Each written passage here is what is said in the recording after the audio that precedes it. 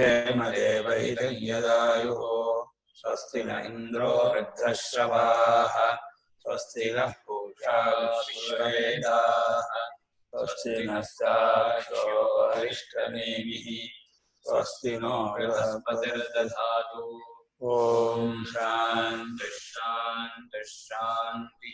उपासनाश्रितो धर्मो जाते ब्रह्मणि वर्तते उपासनाश्रितो धर्मो जाते ब्रह्मणि वर्तते प्रागुत्पत्तेरजं सर्वं तेनासो कृपणस्मृतः अद्वैत प्रकरण अद्वैत मूलनेदु अतो वक्ष्याम्यकार्पण्यमजाति समतांगतम् अतो वक्ष्याम्यकार्पण्यमजाति समतांगतम् यथा न जायते किंचित् जायमानं समन्ततः यथा न जायते किंचित् जायमानं समन्ततः आत्मा ह्याकाशवज्जीवैर्घटाकाशैरिवोदितः आत्मा ह्याकाशवज्जीवैर्घटाकाशैरिवोदितः घटादिवच्च संघातैर्जाता वेतं निदर्शनम् घटादिवच्च संघातैर्जाता वेतं निदर्शनम् घटादिषु प्रलीनेषु घटाकाशादयो यथा घटादिषु प्रलीनेषु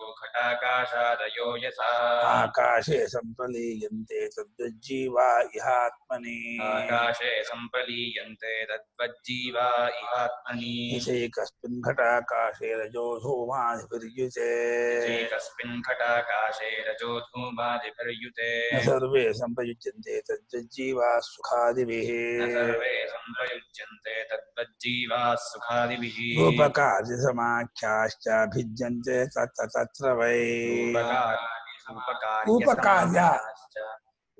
उपकार्यसमाख्याश्च भिद्यन्ते तत्र वै आकाशस्य न भेदोऽस्ति तद्वज्जीवेषु निर्णयः आकाशस्य तु भेदोऽस्ति तद्वज्जीवेषु निर्णयः ಬೇಡ ಹಾಕಿಬೇಕು ಬೇಕ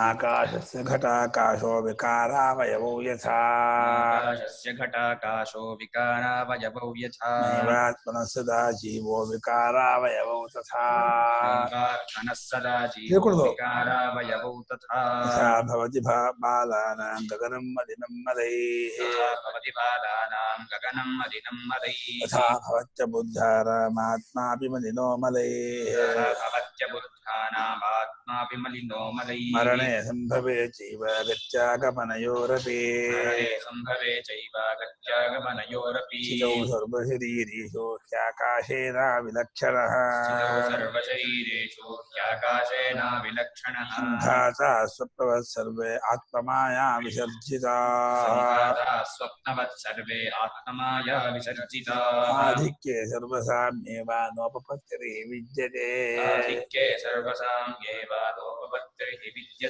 प्रसादयो हि एकोशा व्याख्यातास्तैत्तिरीयके प्रसादयो हि एकोशा व्याख्यातास्तैत्तिरीयके येषामात्मा परो देवः खं यथा सम्प्रकाशितः येषामात्मा परो देवः खं यथा सम्प्रकाशितः द्वयोर्मधुज्ञाने परं ब्रह्म प्रकाशितम् द्वयोर्मधुज्ञाने परं ब्रह्म प्रकाशितम् पृथिव्यामुदरे चैव यथाकाशः प्रकाशितः पृथिव्यामुदरे चैव यथाकाशः प्रकाशितः जीवात्मनोरनन्यत्वम् अभेदेन प्रशस्यते जीवात्मनोरनन्यत्वम् अभेदेन प्रशस्यते नानात्वं निन्द्यते यच्च तदेवं हि समञ्जसम् नानात्वं विन्द्यते यच्च तदेवं हि समञ्जसम् ये जीवात्मनो पृथक्त्वं यत् प्रागुत्पत्तेः प्रकीर्तितम् जीवात्मनो पृथक्त्वं यत् प्रागुत्पत्तेः प्रकीर्तितम् भविष्यद्वृत्त्या गौणं तन्मुख्यत्वं हि न युज्यते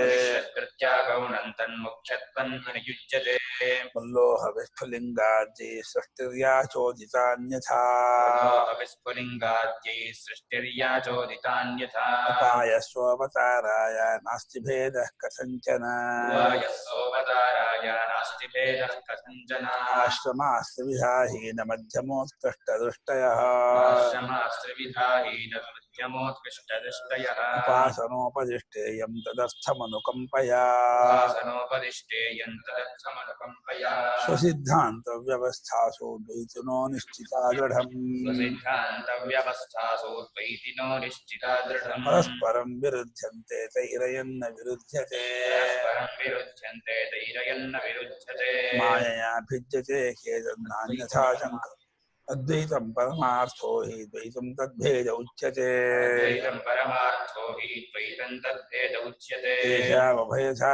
द्वैतं तेनायन्न विरुध्यते द्वैतं तेनायन्न विरुध्यते मायया भिद्यते अन्यथा जङ्क कथञ्चन मायया भिद्यते ह्येतन्नान्यथा चं कथञ्चन तत्त्वतो भिद्यमाने हि मर्त्यताममृतं व्रज तत्त्वतो विद्यमाने हि मर्त्यताममृतं व्रजेत् अजातस्यैव भावस्य जातिमिच्छन्ति वादिनः अजातस्यैव भावस्य जातिमिच्छन्ति वादिनः अजातो ह्यमृतो भावो मर्त्यतां कथमेष्यति अजातो ह्यमृतो भावो मर्त्यतां न कथमेष्यति भवत्यमृतं मर्त्यं न मर्त्यं मृतं तथा न भवत्यमृतं मर्त्यन्नवर्त्यमृतं तथा प्रकृतेरन्यथा भावो न कथञ्चित् भविष्यति प्रकृतेरन्यथा भावो न कथञ्चित् भविष्यति भावेनामृतो यस्य भावो गच्छति मर्त्यता स्वभावेनामृतो यस्य भावो गच्छति मर्त्यताम् कृतकेनामृतस्तस्य कथं स्थास्यति निश्चलः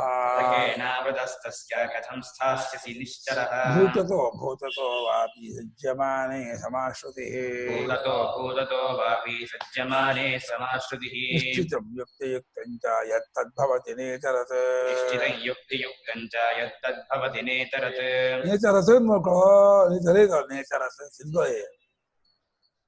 ಇದ್ಗೋ ಪೆನ್ನು ಅಂತ ಕೊಂಡ್ಕೊಂಡು ಇರುತ್ತೆ ಅಂಗಡಿ ಸಿಗುತ್ತದು ತಂದ್ಕೊಂಡ್ರೆ ಸಿದ್ಗೋ ಭಾಷೆ ಅದು ಎಲ್ಲ येनेह नानेति चाम्नायादिन्द्रो मायाभिरित्यपि नानेति चान्द्रो मायाभिरित्यपि अजायमानो बहुधा मायया जायते तु सः जायमानो बहुधा मायया जायते तु सः सम्भूतेरपवादाच्च सम्भवः प्रतिषिध्यते सम्भूतेरपवादाच्च सम्भवः प्रतिषिध्यते कोन्मेनं जनयेदिति कारणं प्रतिषिध्यते कोन्मेनं जनयेदिति कारणं प्रतिषिध्यते व्याख्यातन्निह्नुते यतः व्याख्यातन्निह्नुते सर्वमग्राह्यभावेन हेतुना चं प्रकाशते सर्वमग्राह्यभावेन हेतुना चं प्रकाशते सतो हि मायया जन्म युज्यते न ततस्ततः मायया जन्म युज्यते न ततस्ततः तत्त्वतो जायते यस्य जातं तस्य हि जायते तत्त्वतो जायते यस्य जातं तस्य हि जायते असतो मायया जन्म तत्त्वतो नैव युज्यते असतो मायया जन्म तत्त्वतो नैव युज्यते वन्ध्यापुत्रो न तत्त्वेन मायया वापि जायते वन्ध्यापुत्रो न तत्त्वेन मायया वापि जायते यथा स्वप्ने द्वयाभासं स्पन्दते मायया मनः यथा स्वप्ने द्वयाभासं स्पन्दते मायया मनः तथा जाग्रद्वयाभासं स्पन्दते मायया मनः तथा जाग्रद्वयाभासं स्पन्दते मायया मनः अद्वयं च द्वयाभासं मनस्वप्नेन संशयः अद्वयं च द्वयाभासं मनस्वप्नेन संशयः अद्वयं च द्वयाभासं तथा जाग्रन्न संशयः अद्वयं च द्वयाभासं तथा जाग्रन्न संशयः मनोदृश्यमिदं द्वैतं यत्किञ्चित् सचराचरम् मनोदृश्यमिदं द्वैतं यत्किञ्चित् सचराचरम् मनसोऽख्यमनीभावे द्वैतं नैवोपलभ्यते मनसोऽख्यमनीभावे द्वैतं नैवोपलभ्यते आत्मसत्यानुबोधेन संकल्पयते यदा आत्मसत्यानुबोधेन न संकल्पयते यदा अमनस्तान्तदा याति ग्राह्याभावे तदग्रहम् अमनस्तान् तदा याति ग्राह्याभावे तदग्रहम् अकल्पकवचं ज्ञानं ज्ञेयाभिन्नं प्रचक्षते अकल्पकमजं ज्ञानं ज्ञेयाभिन्नं प्रचक्षते ब्रह्मज्ञेयमजं नित्यमजेनाजं विबुध्यते नित्यमजेनाजं विबुध्यते निगृहीतस्य मनसो निर्विकल्पस्य धीमतः निगृहीतस्य मनसो निर्विकल्पस्य धीमतः प्रचारस्व तु विज्ञेयः सुषुप्तेऽन्यो न तत्समः प्रचारस्य तु विज्ञेयः सुषुप्तेऽन्यो न तत्समः लीयते हि सुषुप्ते तन्निगृहीतं न लीयते लीयते हि सुषुप्ते तन्निगृहीतं न लीयते तदेव निर्भयं ब्रह्म ज्ञानालोकं समन्ततः तदेव निर्भयं ब्रह्म ज्ञानालोकं समन्ततः अजमनिद्रमस्वप्न अजमरिद्रमनामकमरूपकम् अजमरिद्रमस्वप्नमनामकमरूपकम् सकद्विभातं सर्वज्ञोपचारः कथञ्चन सकद्विभातं सर्वज्ञोपचारः कथञ्चन सर्वाभिलापविगतः सर्वचिन्तासमुत्थितः सर्वाभिलापविगतः सर्वचिन्तासमुत्थितः सुप्रशान्तः सकृज्योतिः समाधिरचलोभयः सुप्रशान्तः सकृज्योतिः समाधिरचलोभयः ग्रहो न तत्तनोत्सर्गश्चिन्तायत्र न विद्यते ग्रहो न तत्र नोत्सर्गश्चिन्ता यत्र न विद्यते आत्मसंस्थं तदा ज्ञानमजातिसमताङ्गतम् आत्मसंस्थं तदा ज्ञानमजातिसमताङ्गतम् अस्पृशयोगो वै नाम दुर्दर्शः सर्वयोगिभिः स्पर्शयोगो वै नाम दुर्दर्शः सर्वयोगिभिः योगिनो बिभ्यति ह्यस्मादभये भयदर्शिनः योगिनो बिभ्यति ह्यस्मादभये भयदर्शिनः मनसो निग्रहाय त्वमभयं सर्वयोगिना मनसो निग्रहाय त्वमभयं सर्वयोगिना दुःखक्षयप्रबोधश्चाप्यक्षया शान्तिरेव च दुःखक्षयप्रबोधश्चाप्यक्षया शान्तिरेव च उत्से कौदधेर्यद्कुशाग्रेणैकबिन्दुना कुशाग्रेणैकबिन्दुना मनसो निग्रहस्तद्वद्भवेदपरिखेदतः मनसो निग्रहस्तद्वदवेदः उपायेन निगृह्णीयात् विक्षिप्तं कामभोगयोः उपायेन निगृह्णीयात् विक्षिप्तं कामभोगयोः सुप्रसन्नं लये चैव यथा कामो लयस्तथा सुप्रसन्नं लये चैव यथा कामो लयस्तथा दुःखं सर्वमनुस्मृत्य कामभोगान् निवर्तयेत् दुःखं सर्वमनुस्मृत्य कामभोगान् निवर्तयेत् अजं सर्वमनुस्मृत्य जातं नैव तु पश्यति अजं सर्वमनुस्मृत्य जातं नैव तु पश्यति लये सम्बोधयेत् चित्तं विक्षिप्तं शमयेत् पुनः लये सम्बोधयेत् चित्तं विक्षिप्तं शमयेत् पुनः सकषायं जानीयात् समप्राप्तं न चालयेत् सकषायं विजानीयात् समप्राप्तं न चालयेत् नास्वादयेत् सुखं तत्र निस्सङ्गः प्रज्ञया भवेत् आस्वादयेत् सुखं तत्र निस्सङ्गः प्रज्ञया भवेत् निश्चलं निश्चरच्चित्तम् एकीकुर्यात् यत्नतः निश्चरच्चित्तम् एकीकुर्यात् प्रयत्नतः यदा न लीयते चित्तं न च विक्षिप्यते पुनः यदा लीयते चित्तं न च विक्षिप्यते पुनः अलिङ्गनमनाभासं निष्पन्नं ब्रह्म तत्तदा अलिङ्गनमनाभासं निष्पन्नं ब्रह्म तत्तदा स्वस्थं शान्तं सनिर्वाणम् अकथ्यं सुखमुत्तमम् स्वस्थं शान्तं सनिर्वाणमकथं सुखमुत्तमम् अजमजेन ज्ञेयेन सर्वज्ञं परिचक्षते अजमजेन ज्ञेयेन सर्वज्ञं परिचक्षते न कश्चित् जायते जीवः सम्भवोऽस्य न विद्यते कश्चिज्जायते जीवः सम्भवोऽस्य न विद्यते एतत्तदुत्तमं सत्यं यत्र किञ्चिन्न जायते एतत्तदुत्तमं सत्यं यत्र किञ्चिन्न जायते ज्ञानं स्वप्रकारैश्चिरजगदिकरम् व्याप्य लोकान् भोगास्त्रिविष्ठान् पुनरभिधिषणोद्भासितान् कामजन्यान् पीत्वा सर्वान् विशेषान् सपिति मधुरभं मायया भोजयन्तो मायासङ्ख्यातुलीयं परममृतवचं ब्रह्मयत्तन्नतोऽस्मि यो विश्वात्मा विविधविषयान् प्राश्यभोगांस्तविष्ठान् पश्चाच्चान्यान् सुमतिविभवान् ज्योतिषास्त्वेन सूक्ष्मान् सर्वानेतान् पुनरभिषणैः स्वात्मनि स्थापयित्वा वित्वा सर्वान् विशेषान् विगतगुणगणः पात्मसो न स्फुरीयः ॐ नमो ब्रह्मादिभ्यो ब्रह्मविद्यासम्प्रदायकर्तृभ्यो ऋषिभ्यो नमो महद्भ्यो नमो गुरुभ्यः सर्वोपप्रबलहितप्रज्ञानघनप्रत्यगर्थो ब्रह्मैवाहमस्मि श्रुतिस्मृतिपुराणानाम् आलयं करुणालयं नमामि भगवत्पादं शङ्करं भोगनन्दनं शङ्करं शङ्कराचार्यं केशवं बादरायणं सूत्रभाष्यकृतौ वन्दे भगवन्तो पुनः पुनः श्रीमच्छङ्करभगवत्पूज्यपादगुरुभ्यो नमः वन्दे तं सच्चिदानन्दं विधिवर्यं महामतिं वेदवेदान्तसारज्ञं सद्गुरुं प्रणतोऽस्म्यहं श्रीयमीन्द्रं तदाश्रयं सद्गुरुं सच्चिदानन्दं सदाचारं समाश्रये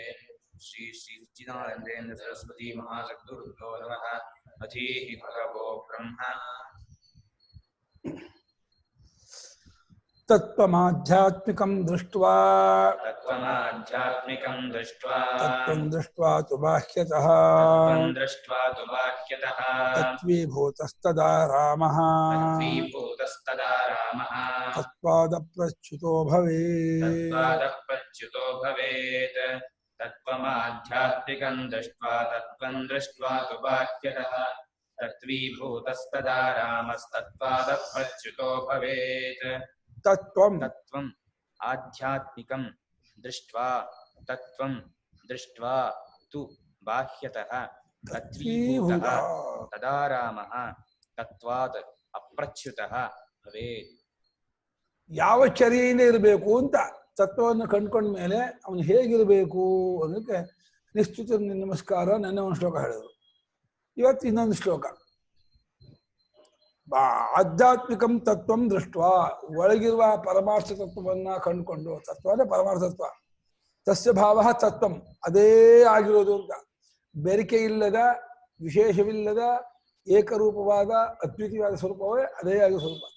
ಒಳಗಿನ ತತ್ವವನ್ನು ಕಂಡುಕೊಂಡು ಹೊರಗಿನ ತತ್ವವನ್ನು ಕೂಡ, ಹೊರಗೂ ಕೂಡ ಅದೇ ಎಲ್ಲಾ ಪೃಥ್ವಿಯಾಗಿ ರೂಪದಲ್ಲಿ ತೋರ್ತಾ ಇರೋದು ಅಂತ ಕಂಡುಕೊಂಡು, ಸ್ವಯಂ ತಾನು ಕೂಡ ಆ ತತ್ವೇ ಆದವನಾಗಿ ತನ್ನನ್ನು ಅದಕ್ಕೆ ಮರ್ಜ್ ಮಾಡಿಕೊಂಡು, ತಾನೆಂಬುದಿಲ್ಲ, ನಾನು ಅಂದಿಲ್ಲ, ಇರೋದೆಲ್ಲ ಪರಮಾರ್ಥ ತತ್ವ ಒಂದೇ ತಿಳ್ಕೊಂಡು ಅದಲ್ಲೇ ರಾಮ, ಅದಲ್ಲೇ ರತನಾಗಿ ಮುಳುಗಿದವನಾಗಿ ಆ ತತ್ವದಿಂದ ಜಾರದೇ ಇದ್ದವನಾಗಬೇಕು. ಅದು ವಿಧಿ. ಪ್ರಚಿತ ಭವೇತ್ ಅಂತ ಇಲ್ಲಿ ಸಾಧಕನಿಗೆ ವಿಧಿ, ಜ್ಞಾನಿಗೆ ಸಹಜ. ಅದು ತತ್ವಜ್ಞಾನ ಆದ್ಮೇಲೆ ಇನ್ನೇನ್ ಮಾಡಿದ್ರು ಜಾರೋದಿಲ್ಲ. ಸಾಧಕನಾದವನು ಅದು ಸುಖಮ ಉರಿಯತೆ ನಿತ್ಯಂ ದುಃಖಂ ವಿವ್ರಿಯತೆ ಸದಾ ಸುಲಭವಾಗಿ ಮುಚ್ಚೋಗ್ಬಿಡುತ್ತೆ. ಕಷ್ಟಪಟ್ಟು ಎದ್ಕೋಬೇಕು. ಮನಸ್ಸನ್ನು ಸಮಾಧಾನ ಮಾಡ್ಕೊಂಡು ಒಳಗೆ ತಗೊಂಡೋಗಿ ಒಳ್ಕೊಂಡು ಫ್ರೀಯಾಗಿ ನಿಲ್ಲಿಸಿ ಶಾಂತವಾಗಿ ನಿಲ್ಲಿಸೋದಕ್ಕೆ ತುಂಬಾ ಪ್ರಯತ್ನ ಪಡಬೇಕು. ಒಂದು ಸಣ್ಣ ಒಂದು ಎಳ್ಳಷ್ಟು ಡಬ್ಬಿ ಕಲ್ಪಿದ್ದು ಆ ರೂಪ ಸಿದ್ಬಿಡುತ್ತೆ, ಅಳವಡಿಸ್ಬಿಡುತ್ತೆ. ಮುಚ್ಚೋಗೋದಕ್ಕೆ ಬಹಳ ಈಸಿ, ಉಳ್ಕೊಳ್ಳೋದು ತುಂಬಾ ಕಷ್ಟ. ಕುಂಬಾರನಿಗೆ 1 ವರ್ಷ, ದೊಣ್ಣೆಗೆ 1 ನಿಮಿಷ ಅಂತ. ಗಡಿಗೆ ಮಾಡೋಕೆ ತುಂಬಾ ಕಷ್ಟ, ಹೊಡೆಯೋಕೆ ಎಷ್ಟೊತ್ತು, ಪಾಠ 1 ಸುತ್ತ ಹೊಡೆದ್ರೆ ಹೊಡೆದೋಗುತ್ತೆ. ಹಂಗೆ ಕಷ್ಟಪಟ್ಟು ಆ ಸಮಪ್ರಾಪ್ತಿ, ಸಮಸ್ಥಿತಿಗೆ ಕರ್ಕೊಂಡು ಹೋಗ್ಬೇಕು. ಸಮಪ್ರಾಪ್ತಿ ಕರ್ಕೊಂಡು ಹೋಗೋದನ್ನ ಅಲುಗಾಡಿಸಬಾರ್ದು ಅಂತ ಮುಂದೆ ಹೇಳ್ತೇವೆ. ಸಮಪ್ರಾಪ್ತ ನಿಜ. ಹಾಗಾಗಿ ಬಹಳ ಶ್ರಮಪಟ್ಟು ಸಾಧಕ ಏಕಾಂತದಲ್ಲಿದ್ದು ಆಹಾರ ನಿಯಮ, ವ್ಯವಹಾರ ನಿಯಮ, ಇಂದ್ರಿಯ ಸಂಯಮ, ಮನಸ್ಸು ಶಮದಮಾದಿ ಗುಣಗಳು ಅಂತ ಎಲ್ಲವನ್ನು ಆ ಗುರು ಪ್ರಸಕ್ತಿ ಎಲ್ಲವನ್ನೂ ಅಳವಡಿಸ್ಕೊಂಡು ಇಲ್ಲಿ ಮುಳುಗಿರ್ತಾನೆ. ಅಲ್ಲಿ ಒಳಗೂ ಹೊರಗೂ ಅಖಂಡ ಪರಿಪೂರ್ಣ ತತ್ವವನ್ನು ಕಂಡುಕೊಂಡು ಅಲ್ಲಿಯೇ ಇದು ಬಿಡಬೇಕು. ಬಾಹ್ಯಂ ಪೃಥಿವ್ಯಾದಿ ತತ್ವಂ ಆಧ್ಯಾತ್ಮಿಕಂ ಚ ದೇಹಾದಿ ಲಕ್ಷಣಂ ರಜ್ಜುಸರ್ಪಾದಿವತ್ ಸ್ವಪ್ನಮಾಯಾದಿವಚ್ಚ ಅಸತ್. ತತ್ವ ಆಧ್ಯಾತ್ಮಿಕ ಶುರು ಮಾಡಿದ್ದಾರೆ, ತತ್ವ ಬಾಹ್ಯಂಶ ಮಾಡ್ತಾ ಇದ್ದಾರೆ ಇವರು. ಗೋಡ್ಪಾದು ಆಧ್ಯಾತ್ಮಿಕ ತತ್ವ ಅಂದ್ರೆ ಹೊರಗಡೆ ಪೃಥಿವ್ಯಾದಿ ತತ್ವವೂ ಸತ್ಸ್ವರೂಪವೇ, ಚಿತ್ಸ್ವರೂಪವೇ. ಸತ್ಸ್ವರೂಪವನ್ನೇ ತಪ್ಪಾಗಿ ನಾವು ಪೃಥಿವಿ, ನೀರು, ತೇಜಸ್ಸು ಅಂತ ಇದ್ವಿ. ಒಳಗಡೆ ದೇಹಾದಿ ಲಕ್ಷಣ, ಲಕ್ಷಣ ಅಂದ್ರೆ ಜಸ್ಟ್ ಟೈಪ್ ಅಂತ, ಆ ಪ್ರಕಾರ, ಆ ತರಹ ಅಂತ ದೇಹಾದಿ ರೂಪವಾಗಿರ್ತಕ್ಕಂತಹ ಅದು, ಅದೆಲ್ಲವೂ ಏನೋ ಹಗ್ಗದಲ್ಲಿ ಹಾವು ತೋರುವ ಹಾಗೆ ಪರಮಾರ್ಥದಲ್ಲಿ ಕಲ್ಪಿತವಾಗಿದೆ. ಇದು ಚೆನ್ನಾಗಿ ಜ್ಞಾಪಕ ಮರಿಲೇಬಾರ್ದು. ರಜ್ಜು ಹೇಗೆ ಎಲ್ಲಾ ಕಲ್ಪನೆಗೂ ಆಸ್ಪದವೋ ಆಧಾರವೋ, ಆತ್ಮನು ಸಮಸ್ತ ಕಲ್ಪನೆಗೂ ಆಧಾರ. ನನ್ನನ್ನಿಟ್ಕೊಂಡೇ ಜಗತ್ತು ತೋರೋದು, ನನ್ನಲ್ಲಿಯೇ ಜಗತ್ತು ತೋರೋದು, ನನ್ನಲ್ಲೇ ಆಡ್ಬೋದು. ಅದನ್ನ ಜಗತ್ತಿನ ತತ್ವ ಯಾರೋ ನಾನೇ. ಅಲ್ಲ, ಮಣ್ಣಲ್ಲೇ ಗಡಿಗೆ ಹುಟ್ಟತ್ತೆ, ಮಣ್ಣಲ್ಲೇ ಗಡಿಗೆ ತೋರುತ್ತೆ, ಮಣ್ಣಲ್ಲೇ ಗಡಿಗೆ ಆಡ್ಗತ್ತೆ. ಅದು ಗಡಿಗೆ ಅಂದ್ರೆ ಏನೋ ಅನ್ನೋ ಹಾಗೆ ನನ್ನನ್ನು ಬಿಟ್ಟು ಎಚ್ಚರ ಇಲ್ಲ, ಕನಸಿಲ್ಲ, ನನ್ನನ್ನು ಬಿಟ್ಟು ತೋರೋದು ಇಲ್ಲ, ನನ್ನಲ್ಲದೆ ಬೇರೆ ಕಡೆ ಅಡಗೋದು ಇಲ್ಲ. ಅದನ್ನ ಈ ಜಗತ್ತಿನ ತತ್ವ ಯಾರೋ ನಾನೇ ಅಂತೇಳಿ ರಜ್ಜು ಸರ್ಪಾದಿಗಳು ಹೇಗೆ ತೋರಿಕೆಯೋ ಮತ್ತು ಮಾಯಾ ಸ್ವಪ್ನ ಹೇಗೆ ಬರೀ ತೋರಿಕೆಯೋ, ಮಾಯೆ ಹೇಗೆ ತೋರಿಕೆಯೋ, ಹಾಗೆ ಈ ಜಾಗೃತ್ತು ಬರೀ ತೋರಿಕೆ ಎಂಬುದಾಗಿ ಕಂಡುಕೊಂಡು ಸೆಟ್ಲಾಗ್ಬಿಡ್ಬೇಕು, ಸ್ವರೂಪದಲ್ಲಿ ಸ್ಥಿತರಾಗ್ಬಿಡ್ಬೇಕು. ಯಾಕೆ ಸುಳ್ಳು ಅಂತ ಶ್ರುತಿ ಹೇಳ್ತಾ ಇದೆ. ವಾಚಾರಂಭಣಂ ವಿಕಾರೋ ರಾಮಧೇಯಂ ಇತ್ಯಾದಿ ಶ್ರುತೇ.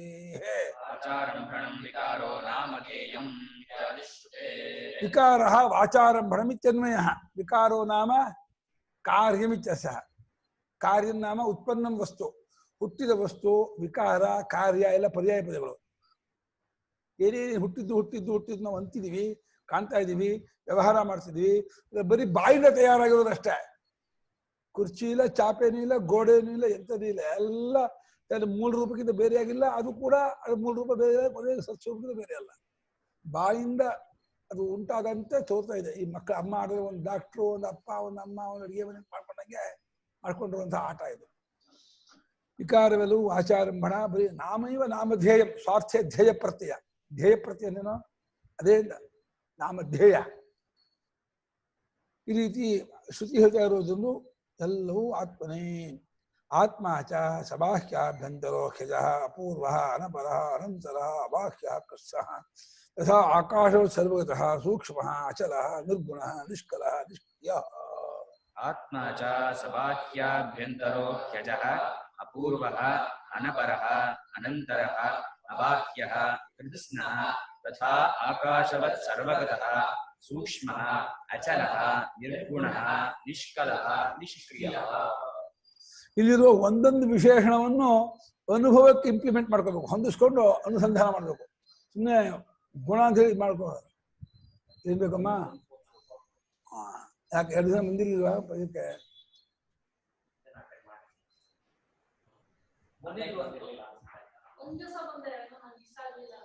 ಅಚ್ಚಾ ಅಚ್ಚಾ ಹಾಗೆ ಹಾಗೆ. ಹಾ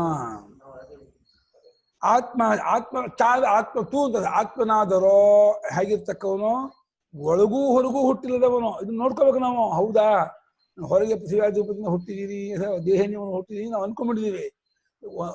ಒಳಹೊಕ್ಕು ಅನುಭವ ಮುಟ್ಟಿ ವಿಚಾರ ಮಾಡಿದ್ರೆ ನನಗೆ ಅಂದ್ರೆ ಅವಿಕ್ರಿಯನು, ನಿರವಯವನು, ಅಸಂಗನಾಗಿರ್ತದೆ. ನನಗೆ ಹುಟ್ಟು ಹೆಂಗೆ ಹೊಂದತ್ತೆ? ಏನ್ ಮಾಡು ಹೊಂದಲ್ಲ. ಒಳಗೂ ಹೊರಗೂ ಹುಟ್ಟಿಲ್ಲದವನಾದ್ರಿಂದ ನಾನು ಅಜನೋ, ಬಾಹ್ಯಾಭ್ಯಂತ ಅಜ. ಅದರಿಂದ ಅಪೂರ್ವನು, ಅಜನಾದ್ರಿಂದ ನಂಗೆ ಒಂದು ಕಾರಣ ಇಲ್ಲ. ಹಾಗೆ ನನ್ನಿಂದ ಒಂದು ಕಾರ್ಯ ಉಂಟಾಗಿಲ್ಲ. ಪರಮಾತ್ಮದಿಂದ ಹುಟ್ಟಿದ್ರೆ ಪರಮಾತ್ಮ ವಿಕಾರ ಆಗ್ಬಿಡ್ತಾನೆ.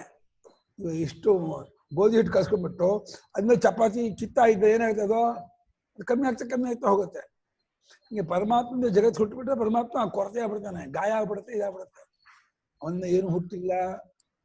ಅನಂತರ ಅದು ಒಳಗೆ ಪಡೆದಿಲ್ಲ ಇಲ್ಲ. ಇಲ್ಲಿ ಒಂದು ಕಲ್ಲಲ್ಲಿ ಪದರ ಇರುತ್ತೆ, ಹೀಗೆ ಒಂದು ಪದರ, ಇದ್ರಲ್ಲಿ ಲೇಯರು, ಇದ್ರಲ್ಲಿ ಲೇಯರು, ಇಲ್ಲಿ ಲೇಯರ್ ಇರುತ್ತೆ. ಆ ರೀತಿ ಈ ಪ್ಲೇವುಡ್ ಎಲ್ಲ ನೋಡಿ ಲೇಯರ್ ಲೇಯರ್ ತೋರಿಸ್ತಾರೆ. ಆ ರೀತಿ ಒಳಗಡೆ ಲೇಯರ್ ಇಲ್ಲ, ಪದರಗಳಿಲ್ಲದವನು ಮತ್ತು ಹೊರಗಡೆ ಇಲ್ಲದವನು ಪರಿಪೂರ್ಣನಾಗಿರ್ತಕ್ಕವನು. ಇದು ನಮ್ಮ ಅನುಭವ. ಇದು ಆಕಾಶ ಎಂಟಿ ಎಲ್ಲೆಲ್ಲೂ ತುಂಬಿಕೊಂಡು ಎಲ್ಲೆಲ್ಲೂ ಇಟ್ಕೊಂಡು ಪ್ರಪಂಚ ಒಪ್ಕೊಂಡು ಅದೆಲ್ಲ ನನ್ನಲ್ಲೇ ತೋರ್ತಾ ಇದೆ. ನಾನೇ ಆಗಿದ್ದೀನಿ, ನನ್ನಲ್ಲೇ ಏನು ಕಾಡ್ದಿಲ್ಲ ಅನ್ನೋದನ್ನು ಕಣ್ಣಿಗೆ ಕಾಡದೇ ಇರೋನಾದ್ರೆ ಸೂಕ್ಷ್ಮ. ಸೂಕ್ಷ್ಮ ಅಂದ್ರೆ ನ್ಯೂಟ್ರಾನ್ ಪ್ರೋಟಾನ್ ಎಲೆಕ್ಟ್ರಾನ್ ಅಂತ ಅನ್ಕೋಬಾರ್ದು, ಟೈನಿ ಜಂಪ್ಸ್ ಅನ್ಕೋಬಾರ್ದು. ಕಣ್ಣಿಗೆ ಪ್ರಮಾಣ ಗೋಚರವಲ್ಲದವನು. ಅಚಲನು, ಅಲುಗಾಡವಿಲ್ಲದವನು, ನಿರ್ಗುಣನು, ನಿಷ್ಕಲನು, ಗುಣವಿಲ್ಲದವನು, ಕಲೆ ಇಲ್ಲದವನು ಮತ್ತು ಯಾವ ಕ್ರಿಯೆ ಇಲ್ಲ, ಮಾರ್ಪಾಡು ಇಲ್ಲದವನು. ಇಂಥವು ನಾನಾಗಿದ್ದೀನಿ ಅಂತೇಳಿ ಇದನ್ನ ಮತ್ತೆ ಮತ್ತೆ ಸ್ವರೂಪದಲ್ಲಿ ನೆನೆಸಿ ಅನುಸಂಧಾನ ಮಾಡಿ ಮೆಲುಕು ಹಾಕ್ತಾ ಕಲ್ತ್ಕೋಬೇಕು. ಇದೇ ಕೆಲಸ ಅವನಿಗೆ. ಬೆಳಿಗ್ಗೆ ಎದ್ದಾಗಲೂ ರಾತ್ರಿವರೆಗೂ ಪಾತ್ರೆ ಚಕ್ಕೋದಾಗ್ಲಿ, ಅಡುಗೆ ಮಾಡೋದಾಗ್ಲಿ, ಗುಡಿಸೋದಾಗ್ಲಿ, ಒರೆಸೋದು, ಅದೆಲ್ಲ ಕೆಲಸ ಎಲ್ಲ ಮಾಡ್ತಾರೆ. ಅದು ನಮ್ಮ ಕೆಲಸ ಏನೋ ತತ್ವಾನುಸಂಧಾನವನ್ನು. ಯಾರು ಮಾಡೋರಿಲ್ಲ ಅಂದ್ರೆ ಏನು ಇದ್ದೇ ಇರ್ತಾರೆ. ಅದು ಭ್ರಾಂತಿ, ಸುಳ್ಳು. ಎಲ್ಲ ಕಡೆ ಇದ್ದೇ ಇರ್ತಾರೆ. ತತ್ ಸತ್ಯಂ ಸ ಆತ್ಮ ತತ್ವಮಸಿ ಶ್ರುತೆ. ತತ್ಸತ್ಯಂ ಸ ಆತ್ಮ ತತ್ವಮಸಿ ಇತಿ ಶ್ರುತೆ. ಅದೇ ಐತದಾತ್ಮ್ಯಮಿದಗಂ ಸರ್ವಂ ತತ್ ಸತ್ಯಂ. ಐತದಾತ್ಮ್ಯಂ ಅದೇನೋ ಏತತ್ ಸರ್ವಂ ಇಲ್ಲಿದೆಯೋ. ಐತದಾತ್ಮ್ಯಮಿದಗಂ ಏತತ್ ಏಷಃ ಆತ್ಮ ಯಸ್ಯ ತದಿದಂ ಏತದಾತ್ಮ. ಆಮೇಲೆ ಏತದಾತ್ಮನೋ ಭಾವಃ ಇವಾಗ ಏಷಃ ಯಸ್ಯ ತತ್ ತತ್ ಜಗತ್ತಿಗೆ ಏಷಃ ಕಃ ಈ ಆತ್ಮ. ಏಷಃ ಆತ್ಮ ಯಸ್ಯ ಯಸ್ಯ ಕಸ್ಯ ಜಗತಃ ಜಗತಸ್ಯ ಅಲ್ಲ ಜಗತಃ ತಜ್ಜಗತ್ ಏತದಾತ್ಮ. ಆಮೇಲೆ ಆಮೇಲೆ ಇದಕ್ಕೆ ಇದೆಲ್ಲವೂ ಇದನ್ನೇ ಆತ್ಮನನ್ನಾಗಿ ಉಳ್ಳದ್ದಾಗಿ ಹೇಗೆ ತಿಳ್ಕೊಳ್ರಿ. ಸ್ವಲ್ಪ ನೀವು ಪಾಠ ಆಗಿದೆ ಅಂದ್ರೆ ವಿದ್ವಾಂಸರು ವಿಷಯ ಕೇಳಲ್ಲ, ಅನುಸಂಧಾನ ಕೇಳಲ್ಲ. ಅವ್ರು ಕೇಳೋದು ವಿಗ್ರಹಕ್ಕೆ ಹೇಳಿ. ಸುಭಾಷಿತ ನೀವು ಹೋದ್ರೆ ಫಸ್ಟ್ ಕೇಳಿ ಬದಕ್ಕೆ ಅರ್ಥ ಹೇಳೋದು. ನೀವೇನಿಲ್ಲ ಅಂತ ಅರ್ಥ ಹೋಗ್ತಾರೆ. ನಂಗೂ ಹೇಳಿದ್ರೆ ಎದ್ದು ಹೋಗುತ್ತೆ. ಏತದ ಆತ್ಮ ಇದೆಲ್ಲವೂ ಇದನ್ನೇ ಆತ್ಮನ್ನಾಗಿ ಉಳ್ಳದ್ದಾಗಿದೆ. ಅದು ಸತ್ಯ. ಅದೇ ನಿನ್ನ ಆತ್ಮ ಸ್ವರೂಪ ತತ್ವ. ಅದೇ ನಿನ್ನ ಆಗಿರುವೆ. ತಸ್ಯತ್ವಮಸಿ ಅಲ್ಲ, ತಸ್ಮೈ ತ್ವಮಸಿ ಅಲ್ಲ, ತದೇವ ತ್ವಮಸಿ. ತಸ್ಯತ್ವಮಸಿ ರಾಮಾನುಜರು, ತಸ್ಮೈ ತ್ವಮಸಿ ಮಧ್ವಾಚಾರ್ಯರು, ತದೇವ ತ್ವಮಸಿ ಶಂಕರಾಚಾರ್ಯರು. ಅವನ ಅಂಶ ಅಂತ ರಾಮಾನುಜರು, ಅವನಿಗಾಗಿ ನೀರಿರೋನು ಅಂತ ಮಧ್ವಾಚಾರ್ಯರು, ಅವನೇ ಆಲ್ರೆಡಿ ಆಗಿದೆಯಾ ಅಂತ ಶಂಕರಾಚಾರ್ಯರು. ಮೂರು ತಸ್ಮೈ ತಸ್ಯತ್ವಮಸಿ, ತಸ್ಮೈ ತ್ವಮಸಿ, ತದೇವ ತ್ವಮಸಿ. ಇತ್ಯೇವಂ ತತ್ವಂ ದೃಷ್ಟ್ವಾ, ಈ ರೀತಿಯಾಗಿ ತತ್ವವನ್ನು ಕಂಡುಕೊಂಡು ಗೊತ್ತು ಮಾಡಿಕೊಂಡು ಅರ್ಥ ಮಾಡಿಕೊಂಡು ತತ್ವೀಭೂತ ಶ್ವೀ ಪ್ರತ್ಯಶ್ವೀ ಅತತ್ವಂ ತತ್ವಂ ಸಂಪದ್ಯಮಾನ ತತ್ವೀಭೂತ ತತ್ವ ಅಲ್ಲದೆ ಇದ್ದವನು ಅನ್ಕೊಂಡ್ಬಿಟ್ಟಿದ ನಾನು ಈ ಕಾರ್ಯಕರ ಸಂಘಾತವನ್ನು ಕರ್ತಾ ಹೋಗ್ತಾ ಅಂತ. ಇದನ್ನು ಬಿಟ್ಕೊಂಡು ತತ್ವವೇ ಆದವನಾಗ್ಬಿಟ್ಟು ತದಾರಾಮ ಬಾಹ್ಯರಮಣ, ಹೊರಗಿನ ಮಕ್ಕಳ ಜೊತೆ ಬಂಗಾರ ಆಟ ವಾಹನ ಅವುಗಳ ಆರಮಣ ಅಲ್ಲ. ಆತ್ಮದಲ್ಲೇ ಆರಮಣ, ಕ್ರೀಡಾ, ರತಿ, ಪ್ರೀತಿ, ಆನಂದ ಅದರಲ್ಲಿಯೇ ಮುಳುಗಿದವನಾಗ ಅದರಲ್ಲಿಯೇ ಆನಂದವನ್ನು ಅನುಭವಿಸುತ್ತಾ ಯಥಾ ಅತತ್ವದರ್ಶಿ ಕಶ್ಚಿತ್ ಚಿತ್ತಂ ಆತ್ಮತ್ವೇನ ಪ್ರತಿಪನ್ನಃ ಚಿತ್ತಚಲನಂ ಅನುಚಲಿತಂ ಆತ್ಮಾನಂ ಮನ್ಯಮಾನಃ ತತ್ವಾಚಲಿತಂ ದೇಹಾದಿಭೂತಂ ಆತ್ಮಾನಂ ಕದಾಚಿನ್ ಮನ್ಯತೆ ಪ್ರಚ್ಯುತೋಹಂ ಆತ್ಮತತ್ವಾದಿದಾನೀಂ. ಹೇಗೇನು ಒಬ್ಬನೊಬ್ಬ ಇನ್ನು ತತ್ವವನ್ನು ಕಂಡುಕೊಳ್ಳದೆ ಇರತಕ್ಕಂಥ ಸಾಧಕ ಯೋಗಿ ಬಹಳ ಪ್ರಯತ್ನ ಪಡ್ತಾ ಇದ್ದಾನೆ, ಧ್ಯಾನ ಯೋಗಿ ನಿರಂತರವಾಗಿ ಮುಳುಗಿದ್ದಾನೆ. ಅದಂತ ಆ ಮುಳುಗಿದಂಥ ಯೋಗಿ ತತ್ವವನ್ನು ಕಂಡುಕೊಳ್ಳದೆ ಇದ್ದವನಾಗಿ ಚಿತ್ತಂ ಆತ್ಮತ್ವ ನೀನ್ ಯಾರು ನಾನೇ ಚಿತ್ತ ಅಂತ ಚಿತ್ತವು ನನ್ನ ಕಲ್ಪಿತವಾದದ್ದು ಅನ್ಕೊಂಡಿಲ್ಲ. ಆತ್ಮಾನಂ ಚಿತ್ತಂ ಮನ್ಯಮಾನ, ತನ್ನನ್ನ ಚಿತ್ತರೂಪದಿಂದ ಕಲ್ಪಿಸಿಕೊಂಡವನಾಗಿ ಅದೇ ನನ್ನ ರೂಪ ಅಂದುಕೊಂಡವನಾಗಿ ಚಿತ್ತದ ಚಲನ, ಚಿತ್ತದ ಓಡಾಟ ಅಲುಗಾಟ ಅದನ್ನು ಅನುಸರಿಸಿ ತಾನೂ ಚಲಿತನಾದವನಾದೇ ಅಂತ ತಿಳಿಯುತ್ತಾ ನಾನು ಅಲುಗಾಡ್ತಾ ಇದ್ದೀನಿ, ತುಂಬ ಸುಸ್ತಾಯ್ತುಕೊಂಡ್ರಿ, ಬಹಳ ಬೆಳಗ್ಗೆ ಕೆಲಸ ಮಾಡಿ ಸುಸ್ತಾಗ್ಬಿಡ್ತು, ಆಯಾಸ ಆಯ್ತು ಅಂತ ಹೇಳಿ ಈ ರೀತಿ ತಿಳಿಯುತ್ತಾನೆ. ಚಿತ್ತ ಚಲನೆಯನ್ನು ಅನುಸರಿಸಿ ತಾನು ಚಲಿತನಾದವನೆಂಬುದಾಗಿ ತಿಳಿಯುತ್ತಾ ತತ್ವಾಚಲಿತಂ ದೇಹಾದಿಭೂತಂ, ತತ್ವದಿಂದ ಚಲಿತವಾದ ದೇಹಾದಿಗಳನ್ನೇ ತಾನು ಎಂಬುದಾಗಿ ತಿಳಿಯುತ್ತಾ ಕದಾ ಕೆಲವೊಮ್ಮೆ ತತ್ವಾಧಂ ಅಯ್ಯೋ ಇಷ್ಟೊತ್ತು ಧ್ಯಾನ ಮಾಡ್ತಾ ಇದ್ದೆ, ಒಂದ್ಸಲ ಹೋಗಿ ನಿಂತು ಬಿಟ್ಟೆ, ಏನ್ ಬ್ಲ್ಯಾಂಕ್ ಆಗ್ಬಿಟ್ಟೆ, ಏನು ಗೊತ್ತಿಲ್ಲ, ಅಲ್ಲೇ ಸ್ವಲ್ಪ ಹೊತ್ತಿದ್ದೆ, ಟಕ್ ಬಂದ್ಬಿಟ್ಟೆ ಅಂತಾನೆ. ಅದು ಒಂದು ರೀತಿ ಚಿತ್ತ ಸಮಾಧಾನ ಸ್ಥಿತಿಗೆ ಹೋಗ್ತಾನೆ, ಸಾತ್ವಿಕತೆಯ ಪರಮಾವಧಿಗೆ ಹೋಗ್ತಾನೆ.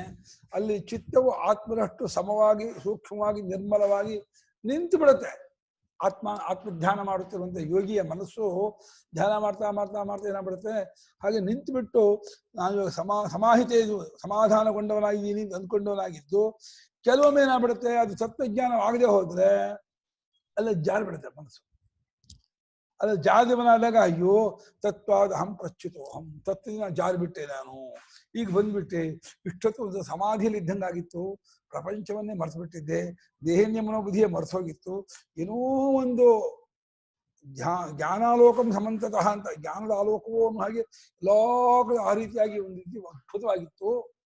ಆ ಸ್ಥಿತಿಲಿ ಇದ್ದೆ, ದೇಹದ ಪರಿವೇ ಇರಲಿಲ್ಲ ನನಗೆ, ಪ್ರಪಂಚದ ಪರಿವುದು ಜ್ಞಾನ, ದೇಹದ ಜ್ಞಾನ ಪ್ರಪಂಚ ಏನೂ ಇಲ್ಲದೇನೆ ಒಂದು ಸಮಾಧಿಸ್ಥನಾಗ್ಬಿಟ್ಟಿದೆ.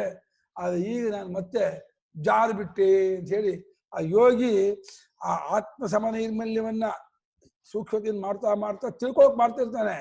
ತಿಳ್ಕೊಳಕ್ ಆಗದೆ ಇದ್ದ ತಿಳ್ಕೊಳ್ದೇ ಇದ್ದಾಗ ಮತ್ತೆ ಜಾರಿ ಬಿಡ್ತದೆ.